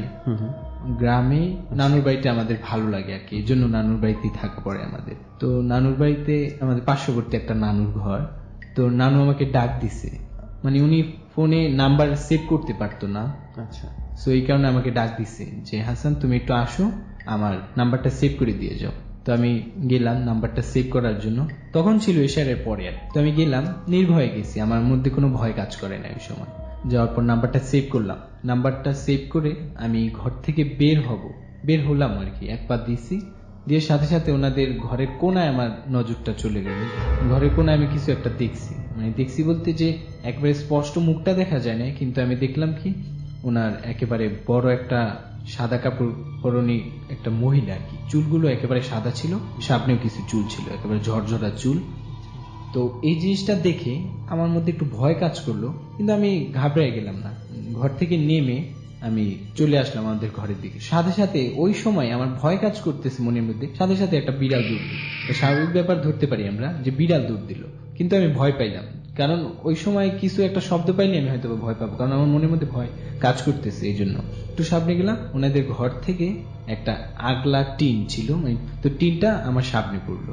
তো এই টিনটা পড়ার শব্দ এবং টিনটা পড়ছে, সে দুটো জিনিসই আমাকে খুব ভীত করে ফেলছে। সাথে সাথে আমি একটা চিৎকার মেরে দৌড় দিলাম। দৌড় দিছি কোন দিকে, যেদিকে মানুষের ভূতের ভয়টা বেশি থাকে আমাদের গ্রামে আর কি, রাস্তার এদিকে, আমাদের খালের পাড় ওদিকে আর কি। আব্বু বের হয়ে গেল ঘর থেকে, দেখতেছি আমি দৌড়াচ্ছি, আব্বু আমাকে পিছন থেকে ধরে 2টা থাপ্পড় দিল। এর কারণ হচ্ছে থাপ্পড় দেওয়ায় নাকি আমাদের গ্রামের লোকরা মনে করে যে ভয়টা আর কি দূর হয়ে যায়, কেউ যদি ভয়টা পায় তাহলে মারধর, মানে টুকটাক টাচ করলে থাপ্পড় দিলে নাকি ভয়টা চলে যায়। সে সেন্সটা ফিরিয়ে আনার হ্যাঁ, জন্য, হ্যাঁ, মানে হ্যাঁ। যখন ন্যমনস্ক হয়ে যায় জাস্ট তার সেন্সটাকে ফিরিয়ে আনার জন্য হয়তো এরকম একটু- কিছুই। তো তারপরে আব্বু ঘরে নিয়ে গেল, আম্মু আমাকে খাওয়া দাওয়ার পর আমাকে শুয়ে দিল। তো আমি স্বাভাবিকভাবে ঘুমায় পড়লাম। সকাল থেকে আমার শরীরে খুব জ্বর, তো কি পরিমাণে জ্বর, অনেক, মানে 3-4 দিন জ্বর ছিল। জ্বর থাকার পরে আমি আর কিছু করতে পারি না একেবারে, আমার মানে পৃথিবীটা, জ্বর হলে স্বাভাবিক মানুষ অনেক কিছুই দেখে শুনে, কিন্তু ওই 3 দিনে আমার যে কি কি হয়েছে আমি কিছু বলতে পারবো না। ওকে, আরো একটা ছোট্ট ঘটনা মনে আপনার আছে, যেটা অফ দ্য রেকর্ড আমরা শুনেছিলাম আপনার কাছে, ওই ঘটনাও আমরা একটু শুনি যে কি হয়েছিল আসলে ওটা। একটা মাদ্রাসার ঘটনা, মাত্র কোরআনের শরীফ নিচ্ছি আমি ছোটবেলায়, একেবারে ছোট কোরআন শরীফ নিচ্ছি। তো 10-এর একটা মাদ্রাসায় পড়তাম, মাদ্রাসার নামটা আমি বলবো না। মাদ্রাসায় হচ্ছে আমি রাত 3টার দিকে, 3টার একটু আগে, মানে 3:30 আমরা ঘুম থেকে উঠি, তো যারা হেফজ পড়ি তারা পড়াশোনা শুরু করি 3:30 থেকে। তো 3টার একটু আগে আমি ঘুম থেকে উঠছি, আমি টয়লেটে যাব। তো ঘুম থেকে উঠার পরে আমি আমাদের রুম পার হয়ে পরের রুমে হচ্ছে টয়লেট থেকে বের হওয়ার সময় আমার ভয় কাজ করছিল যে সবাই ঘুমায় আছে মাদ্রাসার মধ্যে, আমি একা, কিরকম একটা ভয় কাজ করতেছে। তো সাথে সাথে আমি সামনে লক্ষ্য করলাম একটা কুকুর, সেটা বড় সাইজ কুকুরটা, কিন্তু ওটা বিড়াল সাইজ, হয়তো বা কুকুরের চেয়ে একটু বড় হবে, কিন্তু ওটা বিড়াল। মাদ্রাসার দরজা লাগানো ছিল, বিড়াল ঢোকার কোনো সুযোগ নেই। আমাদের যে জানালা দিয়ে ঢুকবে, আমাদের গ্লাস করা জানালা, সেখান দিয়ে ঢোকার কোনো চান্স নেই। আমাদের মাদ্রাসার বিড়াল ঢোকার কোনো সুযোগ নেই, দারোয়ান টান অনেক কি থাকে। তো এই বিড়ালটা আধ্যাত্মিক একটা বড় বিড়াল দেখে আমি ভয় পেয়ে গেলাম যে এটা অস্বাভাবিক, এরকমের বিড়াল হয় না। আমি একটা বিষয় বলি, যা এলিফ্যান্ট রোডে কোনো একটা জায়গায় আমি একদিন হঠাৎ ওখান দিয়ে যখন হেঁটে যাচ্ছিলাম, হঠাৎ করে আমার নজর গেল যে 2টা বেশ বড় বড় 2টা ছাগল, ওখানে কেউ যদি কিছু খাচ্ছে, ওখান থেকে মানুষদের কাছ থেকে খাওয়ার জন্য কাছাকাছি চলে যাচ্ছে। তো আমি জাস্ট একটু অবাক হলাম, এত বড় আমি দেখিনি। তো একটা আমি ভালো করে খেয়াল করে দেখলাম, মানে কালো টাইপের এবং একটু অদ্ভুত রকমের, একা রাতের বেলা অন্ধকারের মধ্যে দেখে না, আমি ডেফিনেটলি জানি শিওর যে ভয় পেয়ে যেতে পারে, বাট এটা মানে হয় আর কি অনেক সময় যে আমরা স্বাভাবিকের চেয়ে একটু অন্যরকম দেখলে একটু অদ্ভুত লাগে, আমরা রিকগনাইজ করতে পারি যে এটা আসলে একটু অন্যরকম, একটু অদ্ভুত ছিল। ওকে, তারপর কি হলো? সো ওটা হচ্ছে আমাদের ঢুকার কোনো চান্স নেই, তারপর ঢুকে গেল কিভাবে, এই জিনিসটা আমার বেশি ভয় কাজ করছে, যেটা কিভাবে ঢুকবে এটা তো সম্ভব না। আমি জিনিসটা দেখে সাথে সাথে ভয় পেলাম। হুজুরে খাট ছিল পাশে, তো আমি হুজুরকে ডাক দিলাম খুব ভয় ভীত হয়ে, যে হুজুরের কাছে আমরা কথা বলতে পারতাম না, সেই হুজুরের গায়ের উপরে আমি পড়ে গেলাম ভয়ে। তো হুজুর উঠছে, উঠে বলে কি, আমি বলছি বিড়াল কোথায়, তাকায় সাথে সাথে দেখি ওখানটা খালি নাই, এবং দরজা বন্ধ। হুজুর চলে গেল দরজার কাছে, যে হয়তো বা দরজা দিয়ে ঢুকছে, দেখে দরজা বন্ধ। তো হুজুর আমাকে মিথ্যে সান্ত্বনা দিল যে যাও, ভয় পেও না, ওটা বিড়াল ঢুকছে, ওটা জানালা দিয়ে বের হয়ে যাবে। মনে মনে বললাম জানালা দিয়ে তো অসম্ভব, ঢুকারও সুযোগ নেই, বের হওয়ার, ঢুকলে আবার বের হওয়ার কোনো সুযোগ নেই, কোথায় যাবে জিনিসটা। সো এর পরের দিন আমার আব্বু আসলো, ঘটনা শুনলো, হুজুর পানি পড়া টাইম অনেক কিছু দিল, গোসল করাইলো, কি দিয়ে যেন পানি পড়া দিয়ে গোসল করানো হয় সেটা গোসল দিল আমাকে। সো এরপর থেকে গোসল দেওয়ার পর থেকে আমার গায়ে অনেক জ্বর ছিল আর কি। ওকে, সো এই হচ্ছে আপনার এক্সপেরিয়েন্স গুলো এখনো পর্যন্ত, যেই ধরনের প্যারানরমাল এক্সপেরিয়েন্স আপনি করেছেন আর কি। সো অনেক অনেক ক্ষেত্রে আমাদের লিসনার যারা রয়েছে অনেকের কাছে ব্যাপারগুলো অনেক ইজি মনে হতে পারে, ইজি মনে হয়, কিন্তু এই জিনিসগুলো আমি বরাবরই এই কথাটা বলে থাকি যে আমরা আসলে এই জিনিসগুলো ভ্যারি করে যে আপনি কোথায় কি ধরনের ঘটনা আপনার সাথে ঘটছে। আপনি হয়তো আপনার বেডরুমে শুয়ে শুয়ে এত সিকিউর প্লেসে বসে বা শুয়ে শুনছেন, এটা আপনার কাছে ফানি মনে হতে পারে যে এটা কি ধরনের, যার সাথে ঘটে সেই বুঝতে পারে যে। কিন্তু আপনি যদি এই ঘটনাটার মধ্যে আপনি একা কোন একটা বাসায় পড়ে যান বা আপনার সাথে এই ধরনের কিছু একটা ঘটে গেল, তখন হয়তো আবার বিষয়টা এরকম থাকবে না, অন্যরকম হয়ে যাবে।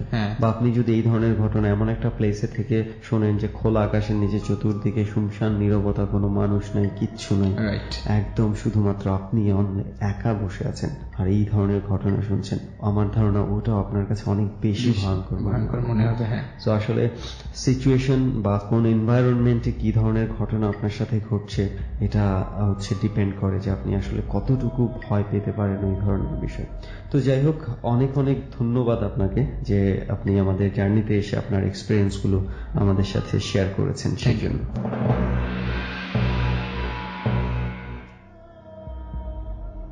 দুজনের ঘটনায় কিন্তু শোনা হয়ে গেছে এবং বিচার বিশ্লেষণ কে কিভাবে করবেন এটা সম্পূর্ণই আপনার ব্যাপার, সেখানে আমরা কিছুই বলতে যাব না। কারো কারো কাছে ঘটনাগুলো অনেক মেকি মনে হতে পারে, কারো কারো কাছে ঘটনাগুলো সত্যি মনে হতে পারে। সো সম্পূর্ণই আপনাদের উপর সেটা ডিপেন্ড করবে যে আপনারা কিভাবে নেবেন। আমরা শুধু চেষ্টা করি মানুষের লাইফে যেই ধরনের প্যারানরমাল ঘটনা বা হরর এক্সপিরিয়েন্সগুলো ঘটে গেছে সেগুলো শুধু আপনাদের সামনে তুলে ধরার জন্য, আর কিছুই না।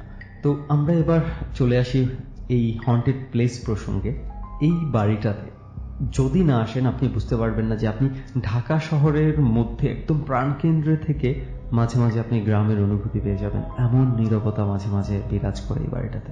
আপনাদেরকে আমি বলেছিলাম কিন্তু যখন আপনারা এক্সপিরিয়েন্স শেয়ার করবেন আপনারা সেই অন্ধকারে তাকাবেন মাঝে মাঝে, এবং অনেকেই তাকিয়েছেন। আজকে হয়তো আমরা কিছুই দেখতে পাইনি। যাই হোক, ঘটনা হচ্ছে যে এমন যে এই বাড়িতে অল্প কয়েকজন মানুষ থাকেন। তাদের ভাষ্য মতে প্রায় নাকি রাতের বেলা ওই যে কর্নারের বাগানটা দেখা যায় সেখান থেকে ফুলের ঘ্রাণ আসে, মানে যেই গাছের ফুল বা যেই গাছ নাই ওই ধরনেরও ফুলের ঘ্রাণে পুরো বাড়ি মাতোয়ারা হয়ে যায়, এরকম অবস্থা, এবং বোঝা যায় যে ওই দিক থেকে এই ঘ্রাণটা আসছে। যখন এই ধরনের ঘটনা ঘটে ঠিক দুটো প্যাঁচা নাকি এখানে দেখা যায়। আমি যতটুকু জানি প্যাঁচা অনেক রেয়ার হয়ে গেছে, তো ঢাকার মধ্যে এরকম জায়গায় প্যাঁচা কোত্থেকে দেখা যায় আমার কাছে একটু অদ্ভুত মনে হয়, জানি না আপনাদের কাছে কি মনে হয়।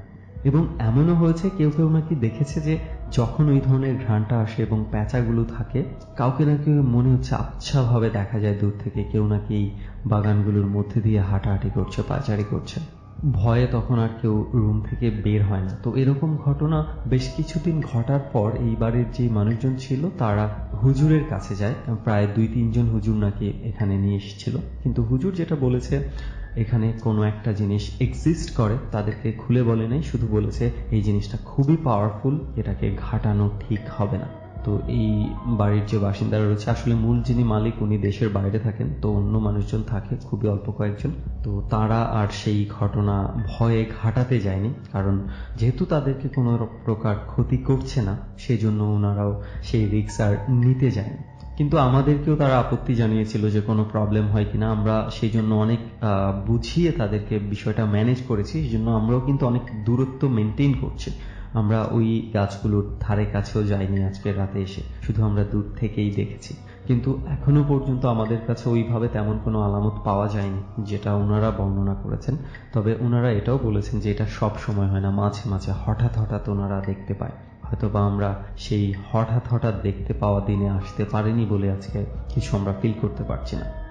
সবচেয়ে আশ্চর্যের বিষয় হচ্ছে আমরা অন্য সময় কিন্তু ঘরের ভেতরে অনেক ঘটনা ঘটতে শুনি। আজকে যেটা পেয়েছি যে ঘরের বাইরে, ঘরের ভেতরে তাদের কিচ্ছু ঘটে না, আজও পর্যন্ত ঘটেনি। যত ঘটনা আছে উঠান, বাগান, বারান্দা এইগুলোকে ঘিরে ঘটে। তো এই ঘরটাকে ওনারা অনেকেই সেফ মনে করে, তাই রাতের বেলা খুব একটা কেউ বের হয় না, এবং আরো অনেক অ্যাক্টিভিটিস হয়তো ঘটে যেটা ভয় ওনারা দেখার চেষ্টাও করেন না। যেহেতু ওনারাও চেষ্টা করে না এবং আমরাও কথা দিয়েছি ওনাদেরকে আমরা বিপদে ফেলবো না, সেই জন্য আমরাও আর খুব বেশি না ঘাটি আজকের মতো এখান থেকে আমরা হন্টেড প্লেস থেকে আপনাদেরকে নিয়ে যাচ্ছি আবারও আরজে কিবরিয়ার কাছে, কারণ একটু পরেই কিন্তু ট্যারোট কার্ড শুরু হয়ে যাবে। এবং চলুন আমরা সবাই আসলে ট্যারোট কার্ডে আজকে কি ধরনের এক্সপিরিয়েন্স বা কি ধরনের সমস্যা অপেক্ষা করছে সবাই শুনবো। ডর মানে ভয়। Haunted by Pran mister mango candy.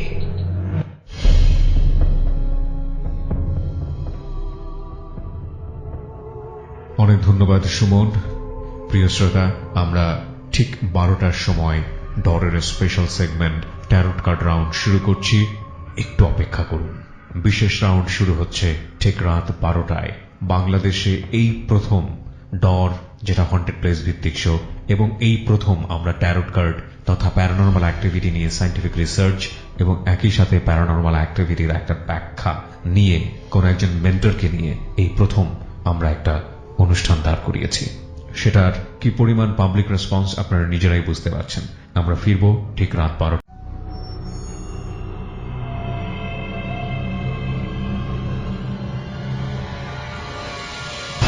ডর মানে ভয়। Haunted by Pran mister mango candy. ডর।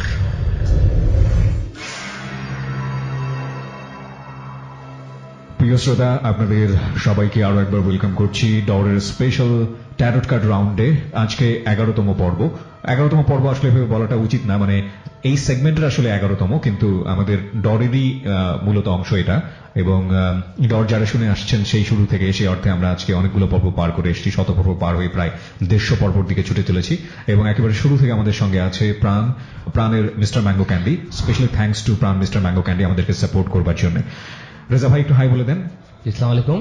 রেজা ভাই ছাড়া তো আসলে এই পর্বটা চিন্তাই করা যায় না। He is the mentor basically. Okay Reza ভাই, আমরা আজকে পর্ব আমরা শুরু করছি এবং আমাদের সঙ্গে দুজন গেস্টও আছে, তাদের সঙ্গে একটু পরিচিত হই প্রথমেই। আপনি আপনার নামটা একটু বলেন। হ্যাঁ, আমি জিকু। জিকু, কোথায় থাকেন? আমি নারায়ণগঞ্জ থাকি, মূলত মিরপুরে পড়ি। মিরপুরে পড়েন। কিসে পড়ছেন আপনি? PhD on Arabic language. PhD on Arabic language. মাশাআল্লাহ মাশাআল্লাহ। ওকে, আপনি কি কোথা থেকে এসেছেন? আমার নাম নাসিম আক্তার নাতাশা, আমি ঢাকা মেরুলপাট ডিআইটি প্রজেক্ট থেকে আসছি। ফাইন। আচ্ছা রেজা ভাই, আপনার কাছ থেকে বিনীত অনুমতি চাই, আপনি আমাকে কিছু মেইল পড়ার অনুমতি দেন। এটা আমাদের লিসনাররা আমাকে পাঠিয়েছে এবং বিশেষ করে দুটো, একটা হচ্ছে মেইল আর একটা হচ্ছে আমার ফেসবুকে পাওয়া। প্রথমত হচ্ছে আমি স্ট্যাটাসটা পড়বো। উনি হচ্ছেন ফারা দিবা শাহরিন। উনি ফেসবুকে একটা স্ট্যাটাস দিয়েছে, মা is in emergency, pray as much as you can, please I don't want to see any likes or react। এই স্ট্যাটাসের সে আমাকে স্ক্রিনশট পাঠিয়ে সে আমাকে একটা টেক্সট পাঠিয়েছে। টেক্সটটা হচ্ছে, ভাইয়া I am sorry but I think I need to share this. I used to listen your DOR program and no doubt it's a good source of entertainment. I enjoyed your tarot segment too. I used to listen the program on YouTube actually. I didn't notice the round where Reza Bhaiya told about the harmful effects of listening the tarot round. ব্র্যাকেটে লিখেছে, he said even listening can harm two, যেটা আমরা বলেছিলাম যে শুনলেও অনেক সময় আপনার ক্ষতি হতে পারে। I notice that tomorrow basically and found a ridiculous thing happen in my life few days back.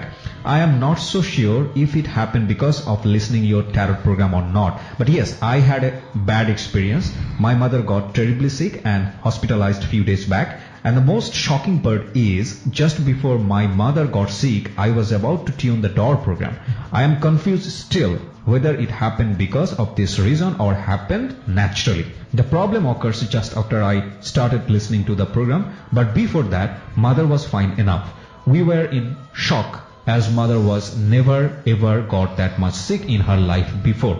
Will you please tell Reza Bhaiya to spare his words that it can harm even if you listen it by radio, so that those who are new listeners would become aware. Thank you. তারপর লিখেছে, I shared this because I think it is necessary. Hopefully you will be able to understand. আচ্ছা, এখন ওনার আইডিটা দেখি একটু। আমি আইডিটা আমার কাছে, নামটা বলেন একটু, নামটা বলেন। ফারা দিবা শাহরিন। আপনি চাইলে ছবি দেখতে পারেন। আমার কাছে প্রচুর ইনবক্স আসছে যে এই রেডিও শোনার পর ট্যারট কার্ড তারা প্র্যাকটিস করছে অনলাইনে, তো সিরিয়াস অসুস্থ হয়ে গেছে, হাত পা ভেঙে ফেলছে, ওনার মায়ের যে সমস্যাটা ডাক্তাররা ধরতে অনেক সময় লাগবে এবং ওনাকে ভুল ট্রিটমেন্ট করা হতে পারে।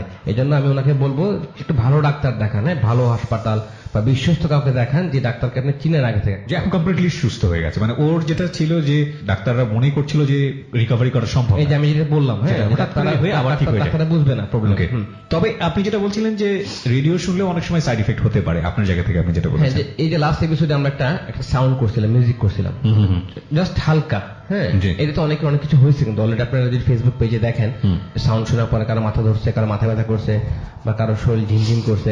এর কারণ হচ্ছে বিষয়টা কিন্তু প্যারানরমাল, আমি আগেই বলেছি আপনাদেরকে, মানে বিষয়টা নর্মাল না। ওকে, বেশ কিছু ইমেইলও এসছে, আমি চেষ্টা করবো ইমেইলগুলো পড়ার জন্য। তবে তার আগে আমার মনে হয় যেহেতু গেস্টের সঙ্গে আমরা পরিচিত হয়েছি, আমরা একজন একজন করে ফ্লোর দিতে পারি। জি, আপনি প্রথমে একটু বলুন আপনার নামটা যেন কি বলছিলেন? জিকু। জিকু, কি বিষয় ভাই বলুন। আমার ব্যাপারটা ফুপুর সাথে, এটা যে প্যারানরমাল আমি যে বিশ্বাসী তা না, আমি আপনার মতো একটু বাস্তব ভিত্তিক। তবে এটা ব্যাপারটা অনেক দিনের এবং অনেক জিনিস সাথে দেখানো হয়েছে, এই কারণে ব্যাপারটা একটু আমার কাছে রহস্যময়। ওনার নাম হচ্ছে আয়েশা এবং মাতার নাম রাহাতুন্নেসা। ওকে, আচ্ছা, উনি আমার ফুপি, আমি রাজা ভাই বলছিলাম পরে কথা বলবেন ওনার সাথে। আমরা কি একটা মোবাইলে কন্ট্যাক্ট করতে পারি কারোর সাথে? শিওর, কথা বলতে পারি। আচ্ছা, তার আগে আমি কাহিনীটা বলি। জি। তো উনার বিবাহের শুরু থেকেই তো হঠাৎই আপনার যেটা বলেন পজেস্ট অর্থ আপনারা কি করেন? পজেস মানে হচ্ছে যে হঠাৎ করে বিগড়ে যায়, মাথা আউট হয়ে যায়। পজেস্ট হচ্ছে যে গড কিংবা demon can control human body, হঠাৎ করে রিঅ্যাকশন শুরু করে। তো যখন তার উপর ভর করে তখন তিনি হঠাৎ করেই থেমে যান যে কোনো কাজ করতে থাকলে, এবং তার দাঁত কপাটে লেগে যায়, চোয়াল আটকে যায় এবং আঘাত পানো, যে কিছুতে বাড়ি খেয়ে পড়ে যায়, কিংবা তার দাঁত এবং জিব্বা দুটো একত্রিত হয়, তার জিব্বা ক্ষত বিক্ষত। এখন উনি কথায় অনেক জড়তা, উনি খুব শিক্ষিত মানুষ কিন্তু এখন তার কথা জড়তা আছে। ওকে, ইনি কামড় দিয়ে ওনার নিজের জিহ্বাকে নষ্ট করে ইচ্ছাকৃত না। ওকে, তো উনি যখন এইভাবে আঘাতপ্রাপ্ত হচ্ছেন, বিভিন্ন ডাক্তার দেখানো হয়েছে, ওকে, নিউরোলজিস্ট বলে সবকিছু দেখানো হয়েছে, কেউ কোনো সমাধান দিতে পারেনি। সমস্যা হচ্ছে এই জায়গায়। এবং যখন জিনিস দেখানো হয়েছে, একটা পর্যায়ে বাংলাদেশের একজন বিখ্যাত, আমি নাম বললাম না, আমাদের বাসায় আনা হয়েছে। আনার পরে যখন বসানো হয়েছে, তো আমি কিন্তু এই ব্যাপারে মোটামুটি অনেক কিছু জানি, কিভাবে কারা কি করে, এটা পরে বলবো। আমরা অন্য রুম থেকে দেখছিলাম, উনাকে সামনে আনা হয়েছে, না নাম জিজ্ঞেস করছে, আমি কিন্তু দেখে বুঝতেছি যে ফুপির যে এক্সপ্রেশন, ফুপিও প্রস্তুত আছে ভিতর থেকে একটা কিছু নাম বলবে। ওকে, কিন্তু কবিরাজ ওনার চুলের মুঠি ধরছে। তারপর ওনার ট্রিটমেন্টের একটা পার্ট ছিল যে উনি লাঠি দ্বারা আঘাত করতেন। তার আগে কিভাবে একটা কথা বলে আপনাদেরকে, যারা শুনতেছেন, জি, এই যে আপনারা কিছু হলে যে হুজুরের কাছে যান বা যে জিন সাধক খুঁজেন বা এই ধরনের প্যারানরমাল মানুষের কাছে যান, এরা যেটা করে মরিচকে আগুন ধরে চোখের সামনে দিয়ে দেয়, নাক দিয়ে গন্ধ শোঙায়, তারপরে ঝাড়ু দিয়ে মারে, দোয়া গ্রহণ করতে বলে, লাঠি দিয়ে মারে। এমনও দেখছি এই ভাই, কি ভাই, যে বলে যে মাটিতে লবণ রাখে, রাখা বলে তুমি জিব্বা দিয়ে সেটা ভণ্ড চাটো।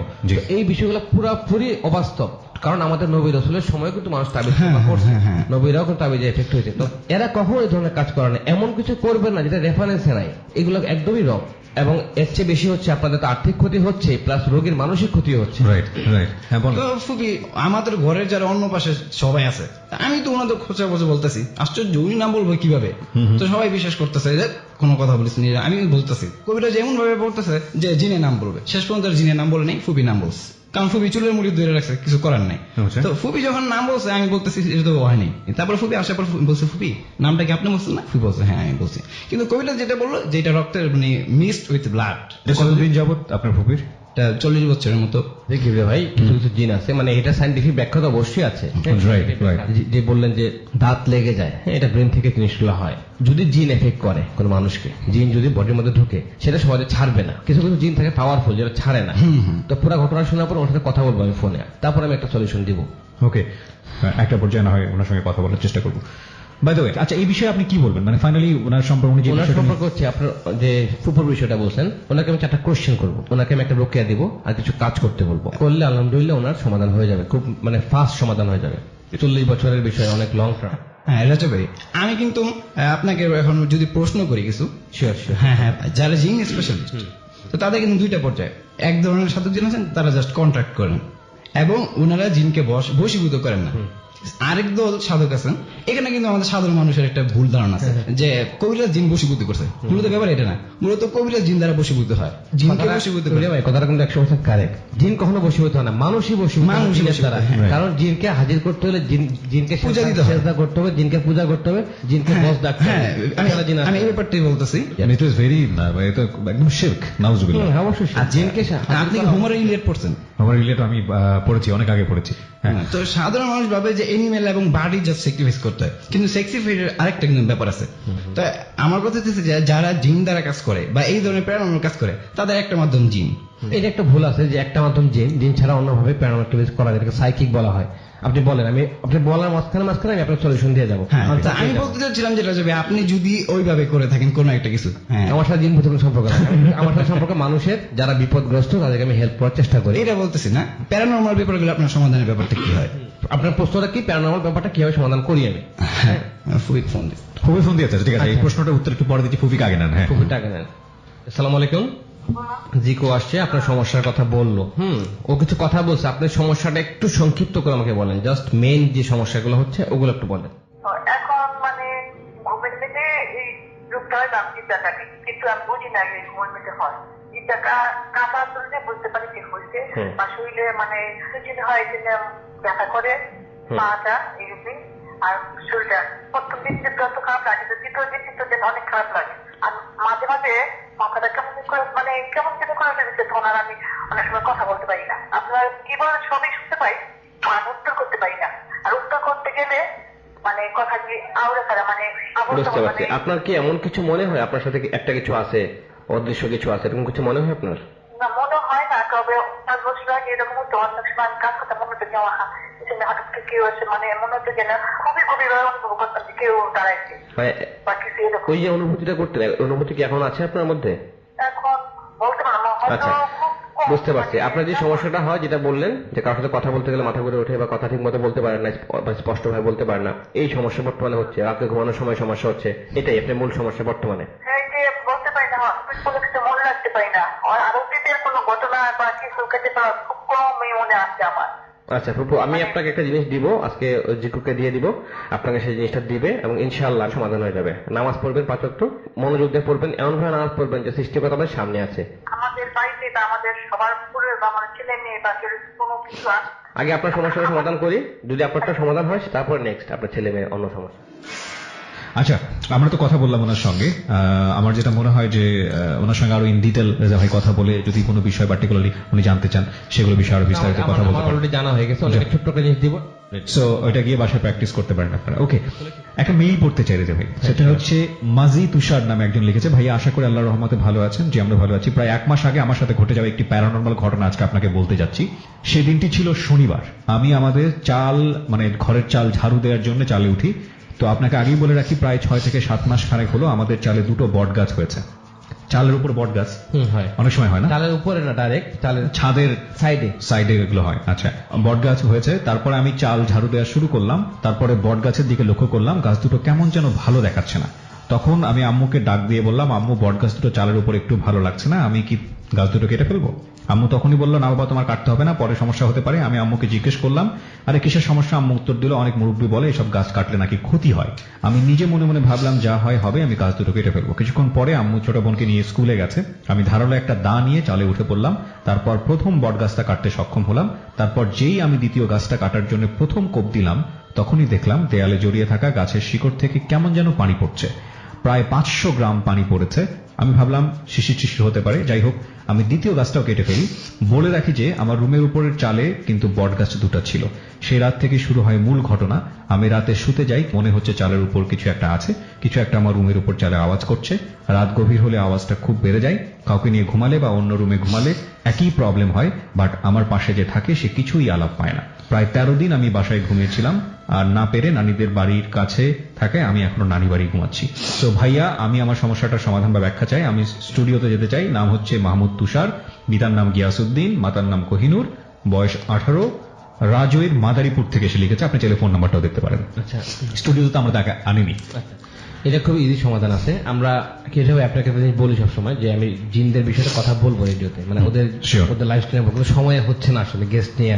গেস্টদেরকে আগে সমাধান করতে হবে, ইমেলকে সমাধান করতে হয়, তারপরে তো আমি আমার ঘটনা বলবো। ইভেন আমার লাইফের কিছু স্টোরি আমি মাঝে মাঝে শেয়ার করতে মন চায়, সময়ের কারণে হয় না। আমরা যে সমস্যাটা আমরা জানি যে অনেক সময় জিনরা ওদের বাসস্থান, কেউ কোনো জিন আছে, অনেকে বলে পানিতে থাকে, যদিও তারা আগুনের তৈরি, কিন্তু তারা পানিতে থাকতে পারে। অনেকে বলে যে গাছে থাকে বা কোনো বিল্ডিং পড়া বা কোনো বাসা মানে তেঁতুল গাছে থাকে বেশি বেশি অনেকে তেঁতুল বলে। গাছ তো সব গাছে থাকতে পারে, হ্যাঁ। অনেক বাসা আছে অ্যাবান্ডন 6 মাস ধরে বন্ধ, বা অনেক রুম আছে আমাদের বাসা, অনেক রুম থাকে যে বহুদিন ধরে রুমটা বন্ধ, সেখানে জিন আস্তানা করে। কারণ আমরা জানি মানুষ থেকে জিনের সংখ্যা পৃথিবীতে বেশি। জি। তো হতে পারে এমন বিষয়, ওনার যে গাছটার কথা বললো, গাছটা কাটা, ওখানে এমন হতে পারে জিনদের কোনো আস্তানা ছিল সেখানে, বা জিনরা থাকতো। যদিও গাছটা যেহেতু ছাদের গাছ হচ্ছে, গাছটার সাইজ অবশ্যই ছোট, একদম ছোট। জিনরা নিজের আকৃতি ছোট বড় করতে পারে, তারা থাকার জন্য গাছটাই বেছে নেয়। তো ছোট গাছ, এবং সবচেয়ে অবাক হচ্ছে যে পানির পড়ার বিষয়টা, মানে গাছ কাটতেছে, গাছ থেকে পানি পড়তেছে। তো পানি পড়া অনেক কারণ থাকতে পারে, গাছের রাত্রে বৃষ্টি হতে পারে, শিশির জমতে পারে। 500 গ্রাম পানি কিন্তু শিশিরে 500 গ্রাম পানি হবে না একটা গাছ থেকে। 500 গ্রাম মানে হাফ লিটার পানি গাছ থেকে পড়ার কথা না। রাইট। আর যেহেতু এটা মানে এমন না যে বিরাট বড় বড়, এটা তো পানির গাছও না বলা যেতে পারে। পড়ে যেতে পারে।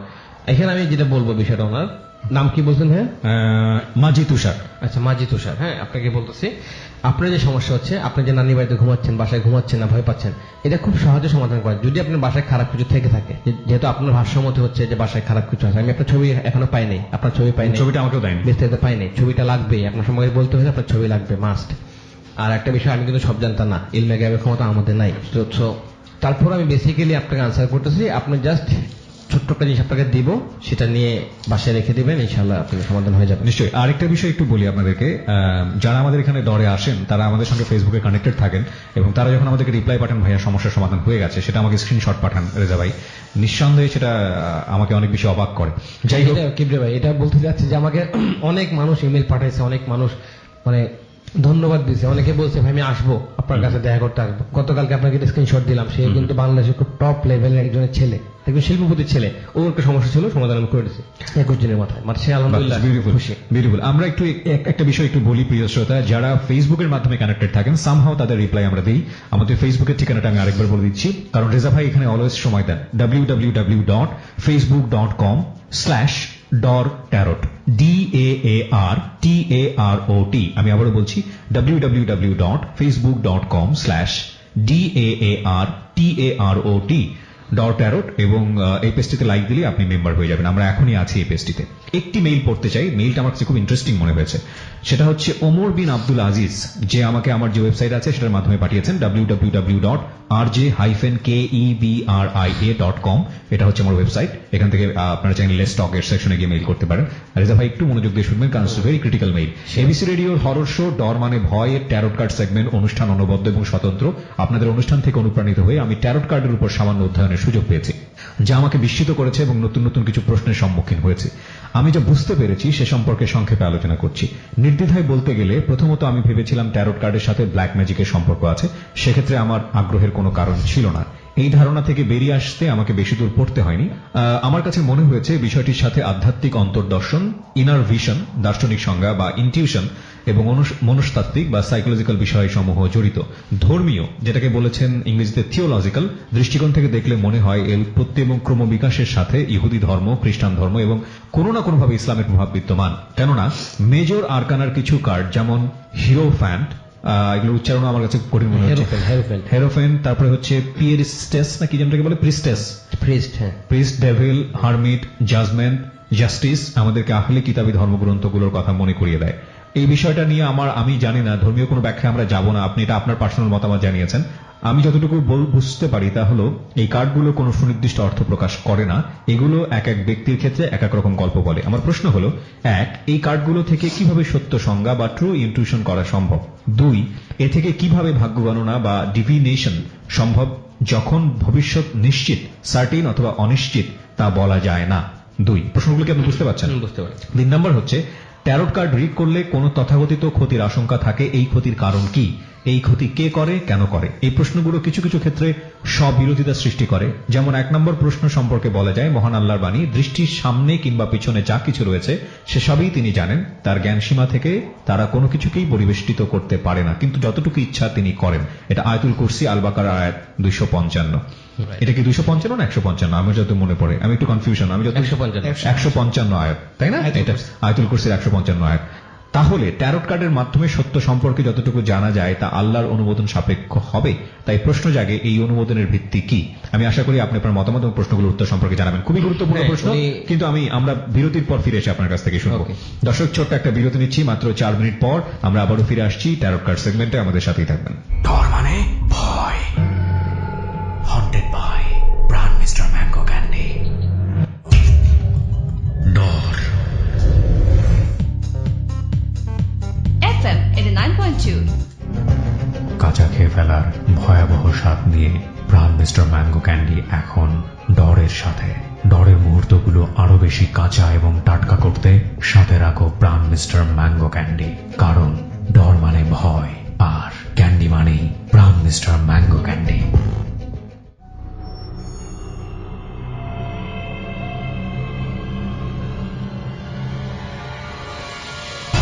ডর মানে ভয়, haunted by Pran mister mango candy. ডর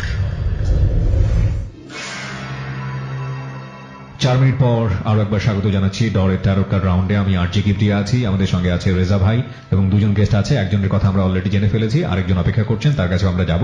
তার আগে যে প্রশ্নটা আমরা রেখে গিয়েছিলাম, খুবই গুরুত্বপূর্ণ প্রশ্ন, যদিও আমরা সবসময় একটা কথা বলে থাকি, ধর্মীয় বিষয়ের সাথে আমাদের এই বিষয়গুলোকে জড়াবেন না, কারণ ধর্মীয় বিষয়গুলো নিষেধ করা হয়েছে এবং এগুলো এক ধরনের অপরাধ। সেই জায়গাটি থেকে আমরা এই বিষয়টিকে অবশ্যই সিরিয়াসলি নিব না। কিন্তু রেজা ভাই কি বলতে চান সেটা আমরা একটু রেজা ভাইয়ের কাছ থেকে শুনবো।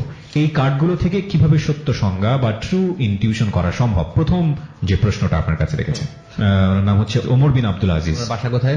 ওনার বাসাটা উনি লেখেন নাই, ওনার ফোন নাম্বারটা দিয়ে দিয়েছেন, আপনি চাইলে ফোন নাম্বারটা দেখতে পারেন। আপনার সাথে আমি অবশ্যই কথা বলবো, আমি আপনার সাথে সরাসরি দেখা করতে চাই, আমি চাই, মানে আপনারা তো আমার সাথে দেখা করতে চান, ইভেন আমি চাচ্ছি দেখা করতে, কারণ আপনার কোয়েশ্চেন গুলো এত সুন্দর কোয়েশ্চেন যে এটা সবার কোয়েশ্চেন, কিন্তু এভাবে সাজায় গোছায় কেউ লিখতে পারে না, এবং আপনার হচ্ছে জানার আগ্রহ আছে। আমি এমন লোকের সাথে কথা বলতে চাই যাদের জানার আগ্রহ থাকে। আচ্ছা, প্রথম কোশ্চেন ছিল যে কার্ড দিয়ে কিভাবে বলা যায় সম্ভব? সূরা নিসাতে আল্লাহ বলছে যে তোমরা কখনো জানবে না যে একটা মেয়ের গর্ভে কি সন্তান আছে, বলছে না? কথা সত্য, আল্লাহ ছাড়া কেউ জানে না গর্ভে কি সন্তান আছে। কিন্তু বর্তমান যুগে বিজ্ঞান আবিষ্কার করে ফেলছে, আল্ট্রাসাউন্ড করে জানা যাচ্ছে গর্ভে ছেলে না মেয়ে আছে। এর মানে কোরআন কিন্তু ভুল না, কোরআন রাইট। কোরআন বলছে জানবে না। হ্যাঁ, কেমন আমরা জানি যে একটা বাচ্চার মধ্যে জীবন আসতে 40 দিন সময় লাগে, তার আগে ডাক্তারও বলতে পারবে না কি আছে। ডাক্তার একটা সার্টেন টাইমে পরে বলতে পারে, প্রায় 3 মাস পার হয়েছে তারপরে আল্ট্রাসাউন্ড করলে বলা যায়। তাও এটা কিন্তু মানুষের মাধ্যমে, একটা মেশিনের মাধ্যমে, কোনো মানুষের দ্বারা পসিবল না জানা, মেশিনের মাধ্যমে টেস্ট করে বলা যাচ্ছে। হ্যাঁ, আল্লাহ কিন্তু সেটাকে নিষেধ করে নাই। আপনি কিছু বলতে যাচ্ছেন? হ্যাঁ, আমি বলতে আরবি বিষয়ে আমাদেরকে যদি পিএইচডি করছেন, এটা হচ্ছে কেউ জানে না, তার মানে ব্যাপারটা বুঝে যাচ্ছে একটা মানুষ স্বাভাবিকভাবে জানে না। আর এটা আরেকটা ব্যাখ্যা করা হয় যে জানে না শব্দটা ব্যাপক, গর্বে কি আছে সব জানে না, এই গর্বেটা এরকম না, গর্বে কি আছে। সুতরাং যখন একজন নারী গর্ভবতী হয় তখন তার গর্বের মেয়েও থাকতে পারে, তার গর্বে কি আছে এটাও কিন্তু কেউ জানে, কিন্তু আল্লাহ কিন্তু ওটাও জানে। এই একটা ব্যাখ্যা। আর দ্বিতীয় ব্যাখ্যা হচ্ছে এটা কোনো মাধ্যমবিহীন। আমি লজিক দিচ্ছি। হ্যাঁ, লজিক, মানুষ লজিক চাবে এখন কার্ড খেয়ে বলতে পারে, সেটা আমি আসতেছি, আগে লজিক দিয়ে নিয়ে। হ্যাঁ, তো আল্লাহ বলছে জানবে না তোমরা। বিজ্ঞান এখন 100% বের করতে পারেনি, অনেক কিছুই বের করতে পারেনি বলতে গেলে। তারপরে আমি আসি আবহাওয়া বার্তা। আবহাওয়া, আব মানে জল, হাওয়া মানে হাওয়া। আবহাওয়া বার্তা আমরা জানি যে মেশিন অলরেডি চলে আসছে যে আগামীকালকে বৃষ্টি হতে পারে। কেউ কিন্তু বলে না বৃষ্টি হবেই, কোনো আবহাওয়া বার্তা পাবে না বৃষ্টি হবে, বলে হতে পারে। কিভাবে তারা বলতে পারে? কি দেখে বলতে পারে? জাস্ট আকাশ থেকে, আকাশের তারা, আকাশের লেভেল গুলা, ওই যে স্তর থাকে, যে 7টা স্তর, বায়ু স্তর, তারপর চাঁদের অবস্থান, এইসব দেখে তারা বলতে পারে যে কালকে বৃষ্টি হবে, কালকে ঝড় হতে পারে বা বন্যা হতে পারে, এগুলো তারা গেস করে। এটা গেল আমার আবহাওয়া বার্তা। এরকম অসংখ্য বিষয় আছে। আমাদের নবী রাসূলরা অনেক ভবিষ্যৎবাণী করে গেছেন আমাদের পৃথিবীর জন্য, সেটা আল্লাহর ইচ্ছায়। এখন বিষয় হচ্ছে কিভাবে ট্যারট কার্ড বলে দেয় সামনের দিকগুলা। শুধু সামনের দিক না, ট্যারট কার্ড অতীতও বলবে, বর্তমানে বলবে, আপনার ফিউচারে বলবে। কিন্তু এটাকে বলা হয় প্রপোজিশন, মানে আপনার একুরেসি বলতে পারবে না যে হ্যাঁ আপনার নাম কি, ভাই আমাকে দেখে বলেন তো আমার নাম কি, বাইফের নাম কি, এটা বলতে হবে। এটা পৃথিবীকে বলতে পারবে না। এটা হচ্ছে ইলমে গায়েবের ক্ষমতা আল্লাহ ছাড়া কাউকে আল্লাহ দেন নাই। ইভেন পৃথিবী কিয়ামত পর্যন্ত যারা আসবে তাদেরও ইলমে গায়েবের ক্ষমতা থাকবে না। প্রপোজিশন আমরা বলতে পারি। এটা প্রেডিকশন করে, এবং প্রেডিকশনটা মিলে যায়। কিভাবে মিলে যায় সেটা বলি আপনাকে। এই ট্যারট কার্ডটা শুরু হয়েছে হারুত মারুত থেকে, মানে মুসা আলাইহিস সালামের সময় থেকে। এগুলাতে খেলা হতো, পাথরে অঙ্কন করে, পাতার মধ্যে অঙ্কন করে খেলা হতো। এবং এটা নিয়ে কিন্তু আমরা বলেছিলাম, এটা আলাদা এপিসোড করেছি আমরা, 2-3টা এপিসোড আমরা ডিটেইল বলেছি সেখানে বিস্তারিত। যাই হোক, এটা পরে আসি। তো ট্যারট কার্ড ঠিক সেরকম ওই সময়, আজকে থেকে হাজার হাজার বছর আগে, এটা কোনো অনিশ্চিত কত হাজার বছর আগে, হয়তো বা 20,000 বছর আগে, কোনো অনিশ্চিত এটা তখন যুগের কার্ড। এটা তখন মানুষ এই কার্ডটা দিয়ে ভবিষ্যৎবাণী করতো। তো এখন ওই রকম মানুষ পৃথিবীতে বর্তমানে নাই, যারা পৃথিবীতে বাঁচতো 500 বছর বাঁচতো। এখন পৃথিবীতে কোনো লোক নাই যে 500 বছর বাঁচবে। তাদের মধ্যে একটা পাওয়ার ছিল, সাইকিক পাওয়ার ছিল, এটা গড গিফটেড, তারা এটা অর্জন করছে। এরকম মানুষ পৃথিবীতে ট্যারট কার্ড রিডার পৃথিবীতে অনেক আছে, রিয়েল রিডার পৃথিবীতে খুবই কম। আমি বলবো না আমি রিয়েল রিডার, বাট আমি চেষ্টা করি ভালোভাবে পড়ার, এবং আমারটা প্রপোজিশন আমি বলবো যে 80% 90% মিলে যায় মানুষের সাথে, এবং অনেক কিছু হয়ে যায়, ঘটে যায়। এটা হচ্ছে ওনার ফার্স্ট কোয়েশ্চেনের আনসার, যে কার্ডগুলোর অস্তিত্ব আজকে থেকে হাজার হাজার বছর, এবং এই কার্ডের চর্চা 50-60 হাজার বছর ধরে হয়ে আসছে। আমি বলি 5000 বছর, মানে অনিশ্চিত, মানে আমি বলবো হাজার হাজার বছর আগে। এগুলো কোনো ক্যালেন্ডার কোনো ইয়ে নাই যে কবে কার্ডটা বের হয়েছে, এবং কোনো হিস্ট্রি নেই। অনেকে বলে ফ্রান্স থেকে কার্ডটার আবিষ্কার, কেউ বলে মিশর থেকে আবিষ্কার, মানে কোনো একুরেসি নাই, কেউ বলতে পারে না একুরেট কই থেকে আসছে। তো এভাবে এই কার্ডটা মানে মানুষের ভাগ্য প্রেডিকশন করে দেয়, যেটার প্র্যাকটিস মানুষ হাজার বছর। ইনফ্যাক্ট আমার কাছে মনে হয় যে আসলে এই বিষয়গুলো নিয়ে একদিনের ব্যাখ্যাতে বা খুব অনেক, হ্যাঁ, এই ট্যারট কার্ড নিয়ে কথা যদি বলতে যাই ঘন্টা পর ঘন্টা কথা বলা যাবে। রাইট, আমরা খুব কোশ্চেনটা বলে রাইট, আমরা খুব স্বল্প সময়ে আসলে এই ব্যাখ্যা আপনাকে দিতেও পারবো না। দ্বিতীয় প্রশ্ন যেটা, সেটা হচ্ছে এ থেকে কিভাবে ভাগ্য গণনা সম্ভব যখন ভবিষ্যৎ নিশ্চিত অথবা অনিশ্চিত তা বলা যায় না? এটা উনি ওনার জায়গা থেকে বলেছেন। আমার মনে হয় 1 নম্বর প্রশ্নেই আপনার আছে। ওকে, লাস্ট প্রশ্ন যেটা ছিল, ট্যারট কার্ড রিড করলে কোনো তথাকথিত ক্ষতির আশঙ্কা থাকে, এই ক্ষতির কারণটা কি, এই ক্ষতি কে করে, কেন করে? প্রশ্নগুলো কিছু কিছু ক্ষেত্রে স্ববিরুদ্ধের সৃষ্টি করে, যেটা উনি বলেছেন। তো আপনি এই প্রশ্নগুলোই বলেন না, উত্তরগুলো বলেন, আসলে ক্ষতিটা কিভাবে হয়, ক্ষতিটা কেন হয় বা কিভাবে হয়, কেনই ক্ষতি হবে কার্ডটা শুনলে বা পড়লে। আচ্ছা, সেটা বলে দিই। ট্যারট কার্ড এমন একটি কার্ড যেটা আপনার ভাগ্য কিভাবে বলে সেটা বলে দিচ্ছি। দেখবেন জ্যোতিষী যারা আছে বা ক্ষতি যেটা হয় সেটা বলে দিচ্ছি। জ্যোতিষী যারা আছে বাংলাদেশে বা বিভিন্ন দেশে, তারা স্বর্ণপদক পায়। কেন পায়, কিভাবে পায়, কি বুঝে স্বর্ণপদক পায়? তারা স্বর্ণপদক কে দিল, সে কে, যে যাকে দিল, তাহলে তো যে পদক দিচ্ছে সে আরো বড় জ্যোতিষী। কার্ড কেন ক্ষতি করে সেটা বলতেছি, তার আগে একটা লজিক টানতে হবে। সেটা হচ্ছে এই যে মানুষ পাথর পরে, হাতে আংটি পরে, এই পরে সেই পরে, এগুলার ভিত্তি কি, কেন পাথর পরে, পাথর কি চেঞ্জ করে? ইভেন রাজা বাদশারা পাথর দিয়ে কিছু করতো। এগুলা কিন্তু লজিক আছে পাথরে, কারণ পৃথিবীতে সমগ্র পৃথিবীর সৃষ্টি জগতে যা যা আছে সবকিছু মানুষের উপকারের জন্য, মানুষের উপকার এবং ক্ষতি করে। ঠিক তেমনি ট্যারট কার্ড যখন রিড করা হয় তখন এটার বৈজ্ঞানিক কোনো ভিত্তি আসলে নাই। কারণ ট্যারট কার্ড যখন রিড করা হয় তখন মানুষ যখন ট্যারট কার্ড বিশ্বাস করে, মনে করেন ট্যারট কার্ডে আসলো যে কালকে তোমার একটা অ্যাক্সিডেন্ট হবে, মনে করেন, যদি আমি বিজ্ঞান ভিত্তিক চিন্তা করি যে হ্যাঁ ট্যারট কার্ড বলছে তোমার একটা ক্ষতি হবে 3 দিন পরে, তো আলটিমেটলি মাথার মধ্যে ঘুরতেছে আমার একটা ক্ষতি হবে, তার এটা সাইকোলজিক্যাল ব্যাপার, তার মাথা ঢুকে গেছে ক্ষতি হবে। এখন সে যদি উষ্টা খেয়ে পড়ে তার কাছে মনে হবে ট্যারট কার্ডের ক্ষতি হয়েছে। সে যদি একটা কোনো হাত থেকে কিছু পরে ভেঙে যায় সে ভাববে কার্ডের জন্য ক্ষতি, তাহলে মানে ট্যারট কার্ড যেটা বলছে সেটা মিথ্যা। এটা হচ্ছে বৈজ্ঞানিক ব্যাখ্যা, ওকে, সায়েন্টিফিক ব্যাখ্যা। কার্ডের একটা বিষয় কি আমরা রেজা ভাই এরকম করতে পারি, সরি ইন্টারাপ্ট করছি, সেটা হচ্ছে কন্ট্রাডিকশন তো অবশ্যই আছে, cause this is non scientific, এটা বৈজ্ঞানিক না। বিলিভের জায়গাটা তো এটা তো বৈজ্ঞানিকও হতে পারে, অবৈজ্ঞানিক হতে পারে। লাইক আমার চোখের সামনে একটা কিছু ঘটছে, সেটা আমি চোখ দিয়ে দেখে বিশ্বাস করছি, কিন্তু পরাবাস্তব পৃথিবীমূলক একটা ব্যাপার আছে যেটা আমি দেখি না চোখে, যেটা আমাকে প্রভাব করে, যেটা আমার মনে বলে দিচ্ছে আজকে সকালবেলা আজকে দিনটা আমার ভালো যাবে না, সত্যি সত্যি ভালো গেল না, কিংবা আমার মন বলছে যে আজকে অনেকদিন পরে আমার খুব প্রিয় একজন মানুষ আমার বাড়িতে বেড়াতে আসবে, এবং সত্যি সত্যি সেটা চলে আসলো। তো দিস ইজ এটাকে যদি আপনি সেই বস্তু ভিত্তিক সায়েন্সের কথা বলেন সেই জায়গাতে তো যায় না, কিন্তু এখানে এটারও কিন্তু সায়েন্সের একটা জায়গা আছে, সায়েন্সের জায়গা আছে। তো সায়েন্স সেগুলোই বিশ্বাস করে যেগুলো সায়েন্স দেখে, যা দেখে নেই সায়েন্স এটা করে না। সায়েন্স দেখবেন অনুমান করে, যেমন পৃথিবী থেকে সূর্যের দূরত্ব এত লক্ষ কিলোমিটার, প্রায় লাস্টে প্রায় লেখা, মানে বিজ্ঞান লাস্টে লিখে দেয় প্রায়, মানে বিজ্ঞানও নিশ্চিত না কতটুক দূরত্ব বা কতটুক মেজারমেন্ট, বা যখন তারা এজাম্পশন করে তখন তা বিজ্ঞানও নিশ্চিত না। ঠিক ট্যারট কার্ড একটা এজাম্পশন মানুষের লাইফের জন্য, জাস্ট এজাম্পশন। এই জন্য আমি একটু এক্সাম্পলটা দিলাম আপনাদেরকে, যে বিষয়গুলো এরকম যে আমি তার ব্রেনে ঢুকাই দিলাম যে তোমার ক্ষতি হবে, তো ক্ষতি হয়ে যাচ্ছে, সে এখন তার যাই হোক সে ভাববে ট্যারট কার্ড নেই। এটা হচ্ছে সায়েন্টিফিক ব্যাখ্যা। আর যদি প্যারানর্মাল ব্যাখ্যা আমি দিই ট্যারট কার্ডের, সেই ট্যারট কার্ডের প্যারানর্মাল ব্যাখ্যা অনেক, কারণ মেজর আরকানা আর মাইনর আরকানা যে কার্ডগুলো আছে সেগুলো হচ্ছে এই কার্ডগুলো মানুষের জীবন নিয়ে কথা বলে। যেমন ধরেন আপনার কার্ডে আসলো আপনি অসুস্থ হবেন, এখন এটা মিলে যাবে আপনার সাথে, অসুস্থ হবেনই আপনি 7 দিন পর হইতে পারেন, 10 দিন পর, কার্ড বলে দিবে যে এতদিনের মধ্যে হবেন। আমি ভাবলাম যে এটা ফেক বা এটা একটা আনসার যে আমি বলে ফেললাম, তাহলে সে বর্তমান কিভাবে জানে আপনি কি করেন, আপনার বাবার কি অবস্থা, আপনার মায়ের কি অবস্থা, কার্ড কি এসে বলে দেয়। আপনার পাস্ট, আপনি ছোটবেলায় কি করতেন, এখন ছোটবেলায় কি সমস্যা হয়েছে আপনার, এমন বিষয় আমি যে রেডিওতে আমাদের লিসেনার শুনতেছে, আমি যে মানুষকে বলে দিচ্ছি দেখে দেখে, এগুলো আমি বলতেছি না, কার্ড বলতেছে, আমি নিজের মধ্যে কিছু বলি না। এগুলো তাহলে কিভাবে হচ্ছে আমার কোশ্চেন লিসেনারদের কাছে। আমি যদি এখন ব্যাখ্যা দিই, ব্যাখ্যা দেওয়ার শেষ নেই, অনেক ব্যাখ্যা দেওয়া যাবে। তো যারা বিশ্বাস করেন না তাদেরকে বলবো ঠিক আছে ভবিষ্যৎ আমি ব্রেনে ঢুকাই দিলাম, সেটা হয়ে গেল। তো কিভাবে কার্ড পাস্ট বলতে পারে একুরেটলি, যাদের কার্ড রিড করছে, যারা লিসেনাররা এখানে রেডিওতে আসছে অনেক মানুষ, তারা কার্ডের এফেক্ট বলে গেছে, বেশিরভাগই ক্ষতিগ্রস্ত হয়েছে। আবার লাভ হয়েছে অনেকের, ক্ষতি হওয়ার পর তাদের অনেক বড় বড় বেনিফিট হয়ে গেছে। তো কিভাবে তাদের সেটা হইলো? তো এগুলোর বিজ্ঞান কোনো ব্যাখ্যা নাই। বিজ্ঞানের ব্যাখ্যা যেটা বললাম যে সাইকোলজিক্যাল, এছাড়া প্যারানর্মাল ব্যাখ্যা যদি দেই তো অনেক বিরাট লম্বা এই ব্যাখ্যা। দিতে হলে প্যারানর্মাল ব্যাখ্যা দিতে হলে আমাকে ধর্মীয় বিষয় নিয়ে আসতে হবে এটার মধ্যে। না, আমরা সেই বিষয়গুলোকে খুব সচেতনভাবে অ্যাভয়েড করি, এবং একটা বিষয় আমরা স্পষ্ট করে আমাদের লিসনারদেরকে বলতে চাই, ধর্মীয় কোনো বিষয় নিয়ে আমাদের কোনো ধরনের কোনো মতামত নাই, ওই বিষয়ের সাথে কন্ট্রাডিক্ট করে এরকম কোনো বিষয় আমরা আনতে চাই না। এবং আমি আমার জায়গা থেকে বলছি, this is an entertaining show. এটাকে আপনি বিশ্বাস করবেন কি করবেন না এটা একান্তই আপনার ব্যক্তিগত ব্যাপার। আমরা যখন অনুষ্ঠানটা শুরু করি তখন কিন্তু আমরা সেখানে এক ধরনের কশন বা সচেতনতামূলক যে প্রচারটি আমাদের অনুষ্ঠান সম্পর্কে সেটা করেই বলি। এটা অবৈজ্ঞানিক একটা শো এবং এটার কোনো বাস্তব কোনো ভিত্তি নাই। সেই জায়গাটি থেকে এটাকে খুব সিরিয়াসলি নেওয়ার কোনো দরকার নাই, আমরা আপনাকে ইন্সপায়ারও করবো না।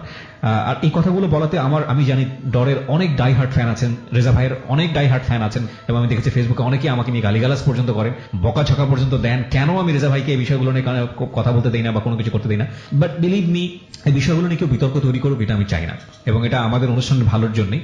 এটা সম্পূর্ণই ইলিউশনিস্টিক একটা বিষয় আমার কাছে মনে হয়, অ্যাজাম্পশনের একটা বিষয় আমার কাছে মনে হয়। তাহলে আমি একটা জিনিস দৃষ্টান্তকে দেখাই, এখনই দেখাই দিই, যেহেতু সময় আমাদের হাতে একটু আছে। কি দেখাবেন? আপনি ঢোকার আগে আমাকে যেটা দেখালেন। না সেটা না, এটা তো যখন রেডিওতে আসে আপনাদের কিছু কিছু দেখাই, রেগুলার দেখাই, আপনারা যত দেখেন অবাক হচ্ছেন। আমি কিন্তু অবাক হই না কেন জানি না। না, আমার কাছে মনে হয় ঠিক আছে, এটা প্র্যাকটিস করলে হয়তো বা পাওয়া যাবে কোনো না কোনো ভাবে। একটা জিনিস ভ্যানিশ হয়ে গেল চোখের সামনে, এত ক্লোজ, এত কাছে। ট্রু, এটা 100% ট্রু। ভ্যানিশ করে দিয়েছেন কিছু একটা, চোখের সামনে ভ্যানিশ হয়ে গেল। যাই হোক, লিসেনার যারা আছে তারা একটু রেডি হন, কমিউনিকেট হবে, আপনারা জাস্ট রেডি হন। যাদের হাতে মোবাইল আছে মোবাইলটা হাতে নিয়ে নেন, হাতে রাখেন, মানে যারা টেবিলে রেখে বা বিছানা রেখে শুনতেছেন। ইভেন ওদেরকে পার্টিসিপেট করতে হবে, পার্টিসিপেট করবে আমার সাথে। আচ্ছা, যদি তাহলে কি ফেসবুকের মাধ্যমে করবে? না এখন লাইভে পার্টিসিপেট এখন করতেছে আমার সাথে লাইভে। আচ্ছা, না কিন্তু ওরা কি কোনো রিঅ্যাকশন জানাবে কিনা? ওদের রিঅ্যাকশনটা কিভাবে? রিঅ্যাকশন জানাবে, পেজে জানাবে। আপনারা তাহলে পেজের ঠিকানাটা আমরা একবার একটু বলে দিই, www.facebook.com/dartarot। আমি আবারও বলছি, www.facebook.com/DAARTAROT। এই পেজটিতে সবাই চলে আসুন, এখানে আপনারা আপনাদের প্রতিক্রিয়াটা জানাবেন, উনি যেটা করবে আপনার সঙ্গে। আমি জানি না আসলে কি করতে যাচ্ছেন। রাইট। আচ্ছা, তার আগে আপনার মোবাইলে, যাদের হাতে মোবাইল আছে তারা মোবাইলে একটু হ্যালো বলবেন। হ্যালো। আমার হাতে মোবাইল নিয়ে আমি কাজ করছি। যারা রেডিও শুনতেছেন মোবাইলে, তারা একটু হ্যালো বলবেন মোবাইলে, আমি শুনবো। জাস্ট আমি যাতে শুনতে পারি, যদিও শোনা সম্ভব না। আপনি আপনার গায়েবী আওয়াজ দিয়ে শুনে ফেলবেন। শুনেন না গায়ে, চেষ্টা করবো শোনার। এখনো অনেকে বলেন নাই, কিছু লোক বলছেন, কিছু লোক বলেন নাই। আবার বলুন প্লিজ, বললে আমি শুনবো, তারপর আমি স্টার্ট করবো। আমাদের সামনে যারা সেটাই তো বলে নাই, বলো না কেন? হ্যালো। হ্যাঁ, যারা লিসেনাররা যারা শুনতেছেন তারাও একবার হ্যালো বলেন। ওকে, এখন আমি 4টা কোশ্চেন করবো, খুব দ্রুত কোশ্চেন আনসারগুলো করবেন, খুব দ্রুত। এটা হবে আপনাদের সাবকনশিয়াস মাইন্ড নিয়ে, কনশিয়াস মাইন্ড নিয়ে না, যা চিন্তা করেন তা নিয়ে না, বিষয়টা সাবকনশিয়াস মাইন্ড নিয়ে হবে। খুব দ্রুত আনসার করবেন, খুব দ্রুত, এবং আনসার গুলো করবেন শব্দ করে, মোবাইলে শব্দ করে আনসার করবেন। যদি শব্দ করে আনসার না করেন আপনাদের সাথে হবে না। এটা আমি বলতে পারি ব্রেন গেম। হ্যাঁ, এটা চান্স, আমার মনে হয় এটা একটা চান্স হিসেবে আপনারা নেন, এবং রাত বিরেতে যারা এখন শুনছেন অনুষ্ঠানটা অনেকেই ঘুমিয়ে গেছেন, বেশি শব্দ করলেও সমস্যা, এরকম হালকা মোবাইলে হালকা করে শব্দ করে হবে, জিনিসটা করতে পারেন। আমি জাস্ট কোশ্চেন করবো, কোশ্চেনের আনসার গুলো একটু শব্দ করে করবেন, যাতে হালকা, আমরা যে মোবাইলে কথা বলি সেভাবে বললেই হবে। তো আমার 4টা কোশ্চেন স্টার্ট করি, আপনারা একটু রেডি হন। মানে আমরাও কি অ্যান্সার দিব? আপনার মাইকে চুপ থাকবেন। হ্যাঁ, ওকে, জাস্ট আপনারা মনে মনে করতে পারেন, কিন্তু যারা লিসেনার যারা আছে তারা সরাসরি আনসার করবেন, মোবাইলে আওয়াজ করে শব্দ করবেন। আচ্ছা, আমি কোশ্চেন করে স্টার্ট করলাম। 1 + 1 সমান কত হয়? 2 + 2 সমান কত হয়? 4 + 4 সমান কত হয়? 8 + 8 সমান কত হয়? ওকে, 16। ওকে, খুব দ্রুত 5 থেকে 12-র মধ্যে একটা নাম্বার মনে মনে চিন্তা করুন, খুব দ্রুত, খুব দ্রুত 5 থেকে 12-র মধ্যে একটা নাম্বার চিন্তা করুন, খুব দ্রুত, যেটা আপনার মাইন্ডের প্রথমেই চলে আসছে। সেটা আনসার আমি দিব ব্রেকের পরে। কি ব্রেক, যেহেতু ব্রেকে যাইতে আমাকে বাধা করছে। ছোট্ট একটা বিরতি নিচ্ছি প্রিয় শ্রোতা, 5 মিনিটের ব্রেক। 5 মিনিট পরে আমরা ফিরে আসছি। Stay tuned. ডর মানে ভয়, haunted by Pran mister mango candy. ডর 89.2। কাঁচা খেয়ে ফেলার ভয়াবহ স্বাদ নিয়ে প্রাণ মিস্টার ম্যাঙ্গো ক্যান্ডি এখন ডরের সাথে। এখন থেকে ডরের মুহূর্তগুলো আরো বেশি কাঁচা এবং টাটকা করতে সাথে রাখো প্রাণ মিস্টার ম্যাঙ্গো ক্যান্ডি, কারণ ডর মানে ভয় আর ক্যান্ডি মানেই প্রাণ মিস্টার ম্যাঙ্গো ক্যান্ডি।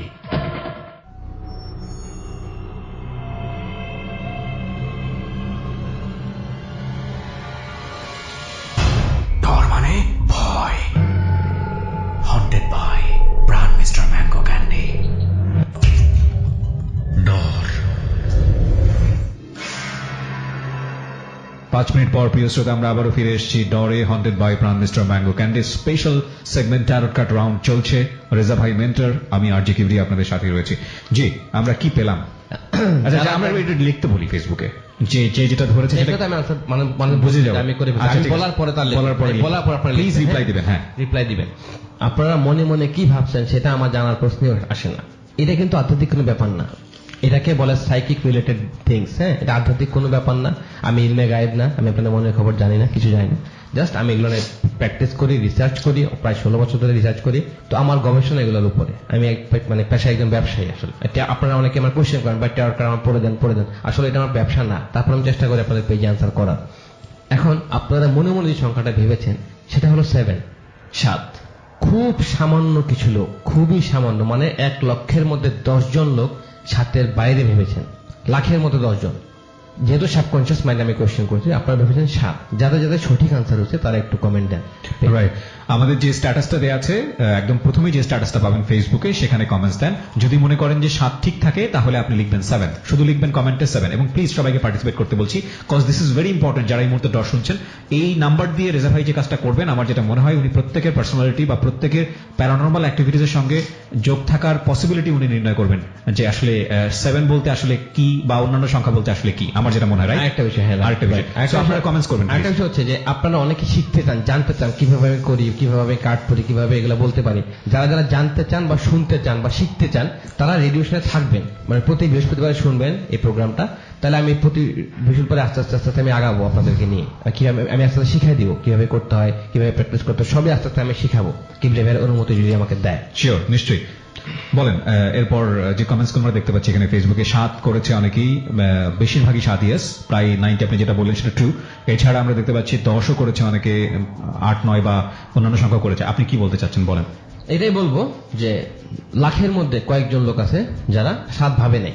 এখানে বেশিরভাগ মানে 95%, 96% লোক 7ই মাথায় আসবে। কেন আসবে সেটা আমরা নেক্সট এপিসোডে বলবো। নেক্সট এপিসোডে 7 আমাদের গেস্ট ওয়েট করতেছে অলরেডি। ওকে, ফাইন। কিন্তু রেগে যাবেন কিন্তু ওনারা সবাই। কেন, মানে কেন হলো 7 বা অন্য কোনো কিছু আসলো? ওকে, আমার মনে হয় যে এই বিষয়টা রেজা ভাই আপনি পুরো সপ্তাহব্যাপী আমাদের ফেসবুকে যারা কমেন্টস করেছে ওখানে আপনি রিপ্লাই দেবেন 7 কিংবা অন্যান্য সংখ্যা হলে কি হয়। ফেসবুকে থাকেন, আমরা ফেসবুকটাকেও পপুলার করতে চাই আপনাদের সবার মধ্যে, যে কারণে আমার মনে হয় এই বিষয়টা ফেসবুকে হলে ভালোই হবে। ওকে, এবার আপনি একটু আপনার কথা বলেন তো, আপনি কোথা থেকে এসেছেন, আপনার পরিচয়? আমি মেরুলবাড্ডা ডিআইটি প্রজেক্ট। নাম যেন কি বলছিলেন? নাসিম আক্তার নাতাশা। 35-এর বেশি বয়স আপনার? হ্যাঁ, বলুন আপনার কি বিষয়, আগে স্টোরিটা বলুন, তারপরে আপনার বিষয় নিয়ে আমরা কথা বলবো। তার আগে অনেক সময় আমি একটু বলে যাই আগে ভাগে। হ্যাঁ, আচ্ছা, থ্যাংক ইউ। আপনার মেজাজ খুব খিটখিটে থাকে, কেন থাকে এটা জানেন আপনি? না, আপনি খারাপ জিনিস থাকে জানেন এটা? মানে জানেন সবাই বলে কর্কশ থাকে মেজাজ, আমাদের বাসার সবাই, আমার না, সবাইকে খারাপ জিনিস ধরছে। খারাপ জিনিস ধরছে না সেটা উনি বলবে। আপনি পা কি ঝিমঝিম করে? হ্যাঁ, ব্যথা করে। বডি ঝিমঝিম করে, মাথা ঘুরে ওঠে, চোখে মানে ঝাপসাটান হঠাৎ করে সুস্থ অবস্থায়? আচ্ছা, এটা কিন্তু বৈজ্ঞানিক ব্যাখ্যা আছে সবার আগে। আপনার কি প্রেশারের রোগ আছে? নাই। আচ্ছা বলেন, সমস্যা নেই, বলেন নাই। আচ্ছা, ডায়াবেটিস? না। আচ্ছা, দিলীপ ভাই, কিবরে ভাই, ওনার ডায়াবেটিস আর প্রেশার ছাড়াও বডি এরকম জ্বালা পোড়া করে, তাহলে গ্যাস্ট্রিকের সমস্যা কি? ঠিক আছে, ছোটকাল থেকে বুক জ্বালা পোড়া করা গ্যাস্ট্রিকের ব্যাপার। হ্যাঁ, শীতের মধ্যে কি ঘামি আমার গা। ডাক্তার কিছু বলছে? ডাক্তার কি বলবো, কিছু বলে না। আমি বাচ্চা হইতেছে না, আমি দেখাইছি, বলে কি পেট নাকি ভালো আছে, বাচ্চা হয়ে না কেন? আমি তো জানি আমার খারাপ জিনিস, ডাক্তার কি বিশ্বাস করে বলেন? আমার আপন চাচাতো ভাই মেজর ডাক্তার, সে বলে কি আমার নাকি মানসিক রোগ। আর কি বলবো, আমার এত রাগ উঠছে জানেন, তাকে ইচ্ছে করছিল একটা মাথা। আপনি 37 বছর বয়সে এখনো কি বেবি নেওয়ার ট্রাই করছেন? হ্যাঁ, বিয়ে হয়েছে 10 সালের 1 জানুয়ারি। আমার যতটুকু শোনা হয়েছে বিভিন্ন ডাক্তারদের কাছে ইন্টারভিউ করে, যেহেতু লাস্ট 11-12 বছর শুধু ইন্টারভিউ করে যাচ্ছে বিভিন্ন মানুষের, সেটা হচ্ছে 30-এর পরে মেয়েদের নাকি ট্রাই করা উচিত না, মানে বেবির ক্ষেত্রে, মানে এরকম বলে অনেক সময় ডাক্তাররা। এটা আসলে ওনাদের জায়গা থেকে ওনারা ভালো ব্যাখ্যা করতে পারে, আমি শুনেছি এরকম। It's very risky, physically it's very risky. তো অবশ্যই অনেকে যেমন দেশের বাইরে কিন্তু নিচ্ছে মানুষ, দেশের বাইরে মানুষ বিয়ে করে লিখতে পারে সবাই। দেশের বাইরে দেখবেন ইউরোপ আমেরিকাতে বিয়ে করে 30-35-40 বছর বিয়ে করে। কিন্তু এখন আমাদের দেশেরই কালচার হয়ে গেছে, মানে এখন তো কিছু করে না, কিন্তু ফিজিক্যালি মানে এটা অনেক রিস্কি তো অবশ্যই, কারণ বাচ্চার জন্য রিস্কি। কারণ কেন হয়, মেয়েরা কিন্তু খুব দ্রুত মোটা হয়ে যায়, আমাদের চর্বির কারণে বাচ্চারা প্রেশারে থাকে, হাত পা বাঁকা তারা হতে পারে, এই জন্য ডাক্তাররা মানা করে যে রিস্ক হয়ে যায়। আচ্ছা, তো সমস্যাটা বলেন এখন শুনি। আমি আমার শরীরটা একটু ঠান্ডা হয়ে যায়, আমার শরীর কিন্তু বাইক করে দেয়, নর্মাল হয়ে যান, আর একটা বাচ্চা বাচ্চা হয়ে যায়। আমার শ্বশুর ছিল আপনার ম্যাজিস্ট্রেট ছিল, আমার আব্বা বিভিন্ন বাহিনীর অফিসার ছিল। যাই হোক, আমার বিয়েটা হয়েছে পরিচয়ের মাধ্যমে 1 মাসের ভিতরে। তা ওর সাথে না আমার মুখ আবার না, কেউ যদি দেখতে আসে আমাকে, মুখটা কালো হয়ে যাবে, এই যে কালো হয়ে গেছে, তো গায়ের রংটা আমার অনেক ফর্সা ছিল। তারপর আপনার চেহারা নষ্ট করে বলে আমার হাজবেন্ডকে এফেক্ট করছে, এক হুজুর বললো আর কি, কিন্তু ছাড়াতে পারে না। কোথায় জানি বললেন? মেরুলবাটা ডিএটি প্রজেক্ট। এখানে কি অনেক আগে আমার হ্যাঁ, আমার জন্মপর থেকে ঢাকা। এখানে আমরা জন্মপর থেকে আছে তো। আছে কোথায়? বাবা মা কোথায় থাকে? আমার আব্বা মারা গেছে, আমার আম্মা আছে মেরুলবাটা। একই বাসা থাকে না, আমার হাজবেন্ড আর আমি থাকি এর পাশের প্লটে। আমরা আমাদের নিজেদের বাড়ি, উত্তরখান নাম শুনছেন না? আমাদের নিজেদের বাড়ি ওখানে ছিল। আমি বলি ওখান থেকে আমার খারাপ জিনিসটা ধরছে। ওখানে ছিল 6 কাঠার মধ্যে আমাদের অনেক বড় বাড়ি। তা আমাদের না ফ্যামিলিটাকে, আমাদের আত্মীয় আছে অনেক কি করে ফেলছে। তারপর ওখান থেকে না খারাপ জিনিস আসছে না। আমি একদিন একটা কথা একটু বলি কি ভাই, অনেকেই সন্দেহটা করে কোনো তাবিজ হলে বা কোনো এফেক্ট হলে যে আত্মীয় স্বজন করছে, ঘনিষ্ঠ আত্মীয় স্বজন মহিলারা। তারপর আমরা যে ওখানে ছিলাম আর কি, এটা হলো আপনার 98 ডিসেম্বরের কথা। তা সন্ধ্যা হয়ে গেছে না, তাই আমি একটু দরকারে একটা ওষুধ কিনতে যাব গেছি। বলে আপনার আসার সময় না দেখি ভয় পেয়েছি, আমি আম গাছ থেকে ঝাঁপ মারছি। এই যে আম গাছ থেকে ঝাঁপ মারছে, আপনি দেখছেন কিছু? কি ঝাঁপ মারছে? আমি ফিরছে দেখি কিছু নাই, মানে বুঝতে পারছেন ঝাঁপ মারছে? হ্যাঁ, আমি পিছন দিকে তাকিয়েছি। আমি একটা মহিলাকে বলতেছি কি, এখানে গাছে কি ভোট টুট আছে নাকি? বলে কি আমরা জানি না তো। তারপর আমি আবার আসতেছি, আসার পথে একটা কবরস্থান, 2টা কবর আর কি, বাঁশ গাছ। আমি মনে মনে বলতেছি কি, এবার মনে আমাকে বাঁশ গাছে একটা ঢিল মেরে ভয় দেখাবে। সত্যি সত্যি একটা ঢিল মারছে না, আমি এমন দৌড় দিচ্ছি না, দৌড়টা টাপ করে নিচে পড়ে গেছি, আপনি উপরে পড়ে গেছে আর কি। আচ্ছা, তো পড়ে যাওয়ার পর ঘরে চলে আসছি। তারপর আমাকে চাপে আমার এই জায়গাটা চাপতেছে, বুঝছো? তারপর চাপার পর থেকে সারা রাত চালে আছে না, চালের মধ্যে হাঁটতো। আমি একটা রাত ঘুমাতে পারি, এখনো তো ঘুমাতে পারি না। এখনো ঘুমাইলে আপনার হয় কি জানেন, আমাকে না ধাক্কা মারে। আমার হাজবেন্ড আমার সাথে যদি ঘুমায় না, ধাক্কা কি জোরে মারে। আমার হাজবেন্ড চাকরি পর্যন্ত করতে যায়, সবাই অবাক হয়ে যায় যে আপনার যে সার্টিফিকেট দেখে বলে এত ভালো রেজাল্ট, আপনি কেন চাকরি করতেছো না? যায়, ওরা আর কিছু বলে না, নিবে একটা শিওর করে দেয়, কাগজ পাঠাবে। আলটিমেটলি আপনাদের এই এফেক্ট গুলো, মানে আমার হাজবেন্ডকে এফেক্ট জিনিসগুলো, খারাপ জিনিসগুলো আপনাদের মানে হাজবেন্ড চাকরি করতেছে না। আমি একটা সায়েন্টিফিক ব্যাখ্যা আমার কাছে যেটা মনে হলো, আমার নিজের লাইফের সাথে একটু জড়িত, যে বিষয়টা নিয়ে একটু বলতে চাই। গায়ে ধাক্কা মারার বিষয়টা কি, এটা কি ঘুমের মধ্যে হয় নাকি? না, জাগ না, আমি জেগে আছি না, আমার হাজবেন্ড হালকা তন্দ্রা আসে যখন, তখন এরকম হয়? পুরোপুরি জাগ না? না, একটা যেটা হয় হালকা তন্দ্রা আসার মধ্যে হয়, এটা আমারও হয় অনেক সময়। এটা আসলে আমি জানি না যে রেজা ভাই এটা জানেন কিনা, যে অনেকক্ষণ যদি আপনি সারাদিন কাজ করেন না, ব্রেন যদি খুব বেশি টায়ার্ড হয়ে যায়, তখন আপনি দেখবেন যে আপনি হয়তো টেলিভিশন দেখছেন বা কোনো কিছু একটা ভাবছেন, ওই সময় একটা হালকা তন্দ্রা আসে। ওই হালকা তন্দ্রাটা কিন্তু এক ধরনের ঘুম। হ্যাঁ, এবং এই ঘুমটা আলটিমেটলি বিজ্ঞান যেটা বলছে, আমি ফেসবুকের একটা পোস্ট থেকে পড়লাম, আমি জানি না কতটুকু সত্য, সেটা হচ্ছে ব্রেইন মেসেজ দেয় তুমি ঘুমায় যাও, ইউ আর টায়ার্ড। আর বডি কি করে, বডি মনে করেন ও মারা যাচ্ছে, এবং বডির মধ্যে ওই সময় একটা কেমিক্যাল তৈরি হয়, এবং এই কেমিক্যালটা তখন পুরো শরীরটাকে ধাক্কা মারে, ঝাঁকি দিয়ে ওঠে।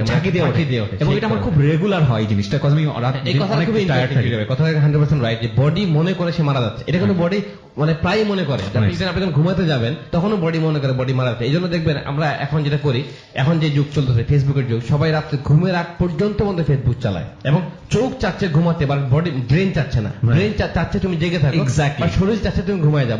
কিন্তু যারা ফেসবুক চালাচ্ছে, ইভেন যারা রেডিও শুনতেছে, অনেকে কিন্তু ঘুম চলে আসছে অলরেডি, কিন্তু সে জেগে আছে, ব্রেনের মধ্যে তার একটা কাজ করছে, বডি সাপোর্ট দিচ্ছে না। রাইট। সো এইটা আমরা যেটা বলবো যে এই কেমিক্যাল রিঅ্যাকশন হলে ব্রেন এবং বডির মধ্যে এই ধরনের একটা ঝাঁকি বা এরকম কিছু একটা হতে পারে। সো এটা নিয়ে আসলে এতটা বেশি হওয়ার কোনো দরকার নাই, আমার যেটা মনে হয়। যাই হোক, আপনার কাছে না আমার যেটা মনে হচ্ছে ব্যক্তিগতভাবে, আমি জানি রেজা ভাই এটার এক্সপার্ট, রেজা ভাই বলবেন, সেটা হচ্ছে হতে পারে এরকম যে আপনি খুব করে চেয়েছেন আপনার একটা বাচ্চা হোক, আপনি যে কারণে আজকে প্রথমে এটা বললেন, এটা না আসার কারণে আপনি অনেক বেশি ফ্রাস্ট্রেটেড ব্যক্তিগত জীবনে।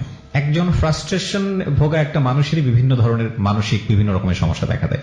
কেউ যদি বলে আপনাকে আপনার মানসিক সমস্যা, সেটাকে খারাপ ভাবে নেওয়ার কোনো দরকার নেই। এই কথাগুলো রেজা ভাই হয়তো বলবেন। মানে আমি আমার ব্যক্তিগত জায়গা থেকে যেটা বলছি, যে আপনার শরীরে অসুখ হওয়া, মানে কোন একটা জায়গায় অসুখ হওয়া মানে হচ্ছে এটা অসুখ, ডাক্তারের কাছে যাবে। সুতরাং মানুষের মাথার ভিতরেও সমস্যা হতে পারে, এটাকে অন্যভাবে দেখার কোনো সুযোগ নাই। সেখানে আপনি একজন ভালো সাইকিয়াট্রিস্টের কাছে যেতেই পারেন। আর রেজা ভাই আর আমরা দুজন মিলেই, আমাদের পুরো ডরের টিম মিলে আপনার জন্য আমরা দোয়া করবো। হ্যাঁ, উপরওয়ালা চাইলে প্রত্যেকেরই তিনি মঙ্গল করেন, আপনারও করবেন। এখানে তো বেশি কিছু বলার নেই। আপনাকে ছোট্ট একটা জিনিস দিব, সেটা আপনি বাসায় নিয়ে করবেন, ইনশাআল্লাহ আপনার সমাধান হবে। ওকে, এই হচ্ছে আপনাদের দুজনের জন্য আমাদের আজকে বলা, বিশেষ করে আপনার ফুপু এবং আপনার জন্য, দুজনের জন্য। প্রিয় শ্রোতা যারা আমাদের সঙ্গে ছিলেন তাদেরকে আন্তরিকভাবে আমরা ধন্যবাদ জানাই। রেজা ভাই, আপনাকেও ধন্যবাদ। আপনার ফ্যান এবং ফলোয়ার্সরা যেভাবে আমার দিকে ব্যক্তিগতভাবে আক্রমণ করছে, তাতে আমি তো যথেষ্ট রকমের আতঙ্কিত, কারণ তারা কোনোভাবেই চায় না আপনার কথার মধ্যে আমি ইন্টারাপ্ট করি। এই ভালোবাসা নিঃসন্দেহে আমাদের জন্য অনেক বড় পাওয়া। আর যারা বিশেষ করে ট্যারট কার্ড নিয়ে স্টাডি করছেন, দৈনন্দিন জীবনে ট্যারট কার্ডের অনেক ধরনের নেগেটিভ ইম্প্যাক্ট খুঁজে পাচ্ছেন, তাদেরকে আমরা বলবো just take it as a entertainment. আমিও মনে করি বিশ্বাস করতে, রাইট? সো ওই জায়গাটা থেকে আপনারা এই জিনিসটাকে থেকে দূরে থাকবেন, অনেক বেশি ভালো থাকবেন। আগামী বৃহস্পতিবার ঠিক রাত 12টায় আমরা দুজন আবার ফিরে আসবো, কিন্তু ডর শুরু হবে রাত 11টায়। ঠিক আছে? এটা সবাই মনে রাখবেন। আর সবাইকে অনেক ধন্যবাদ। আর আরেকটা বিশেষ কিছু আসছে ডরে, এটার জন্য আপনাদেরকে একটু অধিক আগ্রহে অপেক্ষায় থাকতে হবে। বিশেষ কিছু যেহেতু বলছি, সুতরাং সেটা বিশেষই হবে। অনেক ভালো থাকুন, শুভরাত্রি। ডর মানে